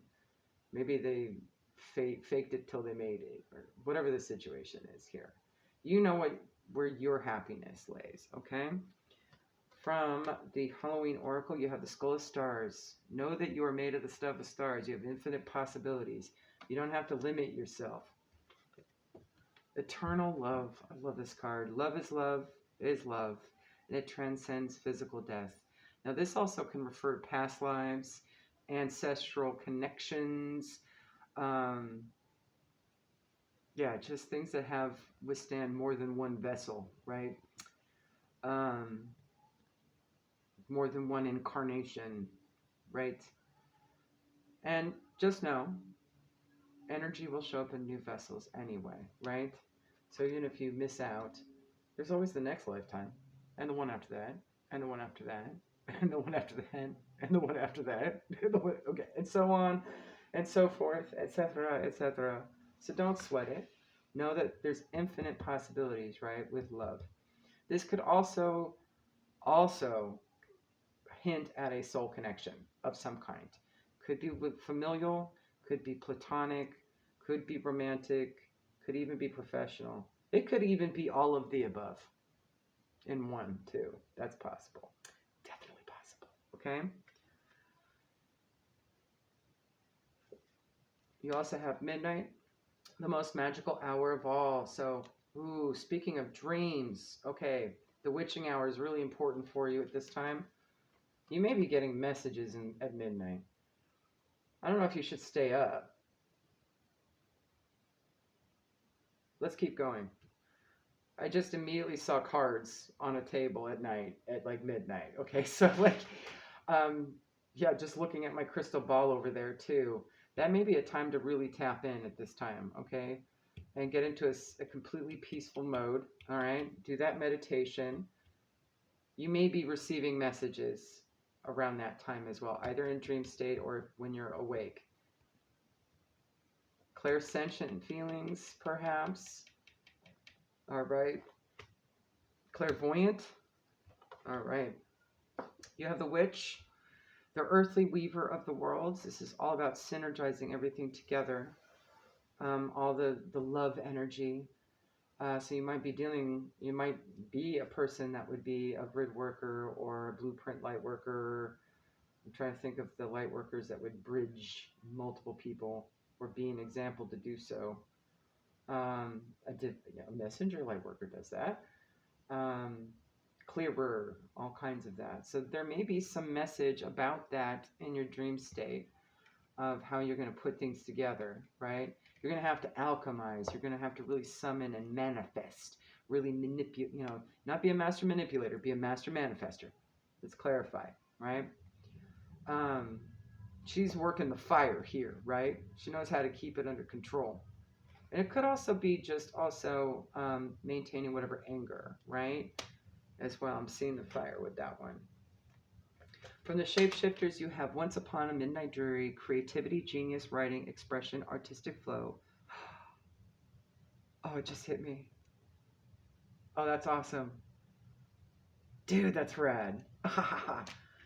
Okay, you might be a free writer or a free drawer or something, and you might channel messages through that medium. That might be it. as soon as I saw her, you know, around this scroll here, right? I'm like, oh, that's what it is. With the witch, yeah, being able to control that energy, that's what the fire represents. Okay. So that may be what your higher self's trying to get you to do. If you've ever done some sort of creative pursuit where you've kind of done it in a trance, that would be an indication of that, okay? I've done that with writing. This could be for my Pisces moon. Haha. Or my Scorpio rising. I'm trying to think what else I have of any of these signs. Okay. You also have Elizabeth and the Lion. It's time to become a great leader, number 20. Okay. So you might have to lead by example or lead the charge. You might have to take action. Okay. Who had that card? Thor. Air signs had that. Interesting. And he's a poet. You might have heavy air in your chart somewhere, okay? Little Red Riding Hood. I am not a victim. Again, with that victim mentality, right? Okay. That pity party energy, the blame, okay? Number 3, just remember, you're not a victim. You don't have to stand around while you get abused. You can get the heck out if that's your situation, okay? Or if you did get out from a situation that's like that. Just remember that you are not a victim. You're strong, okay? You got a job to do that is bigger than that petty challenge or adversity or whatever it is, okay? From the Ancestor Spirit Oracle, you have shine brightly, stand out, be proud, individuality. Again, speak your truth, right? Authenticity. Scooching things over. Get into nature, coexistence, gather, limit waste, and open to love, relationships, passion, and fulfillment, okay? From our Ascended Masters, let's see who came out for you. You have Mary Magdalene. Ha! Hold on a sec. I'm looking at the... Oh my goodness. I think all 3 of these are twin flames. You could be dealing with a twin flame situation. All right. I just say that. I put it out there. Yeah, I think all 3 of these are twin flames. Okay. Only half the deck is like this. It's, you know, pretty... 50-50 chance you'll get at least one. But all 3? Whew.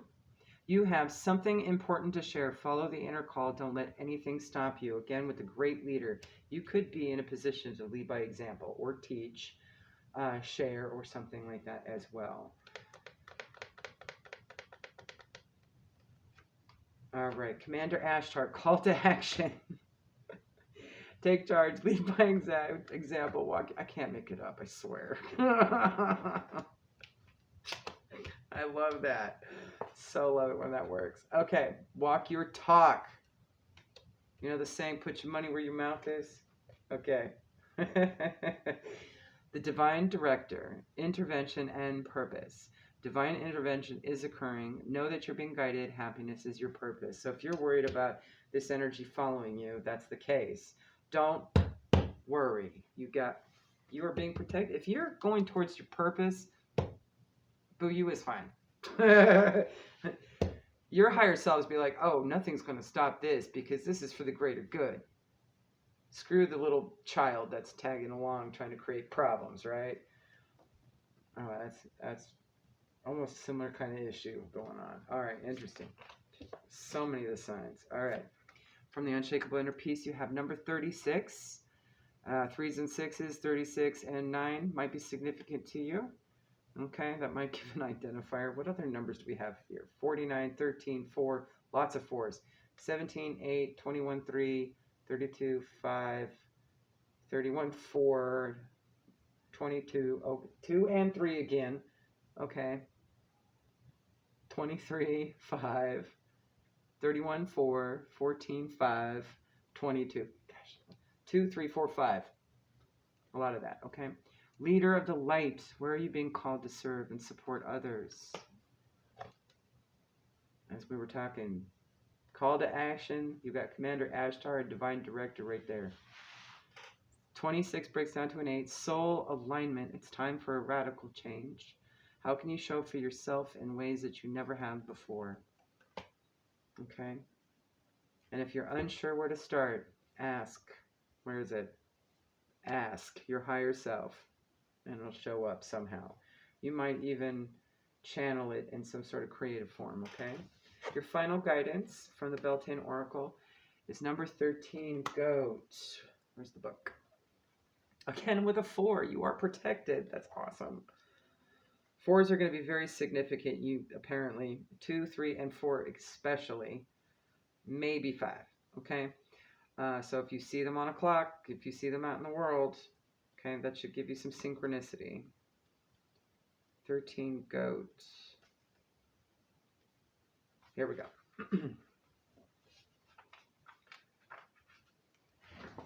Confidence and sure-footedness.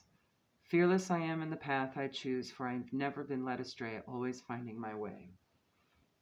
Goat is a wonderful card to receive. Its presence in your reading being a sign that ideas, opportunities, and projects are entering your life at this time. You may not see this taking place just yet, but trust that things are happening behind the scenes and will soon become known to you. Perhaps in your dreams, right? Your task when receiving this card is to believe in yourself and your gifts.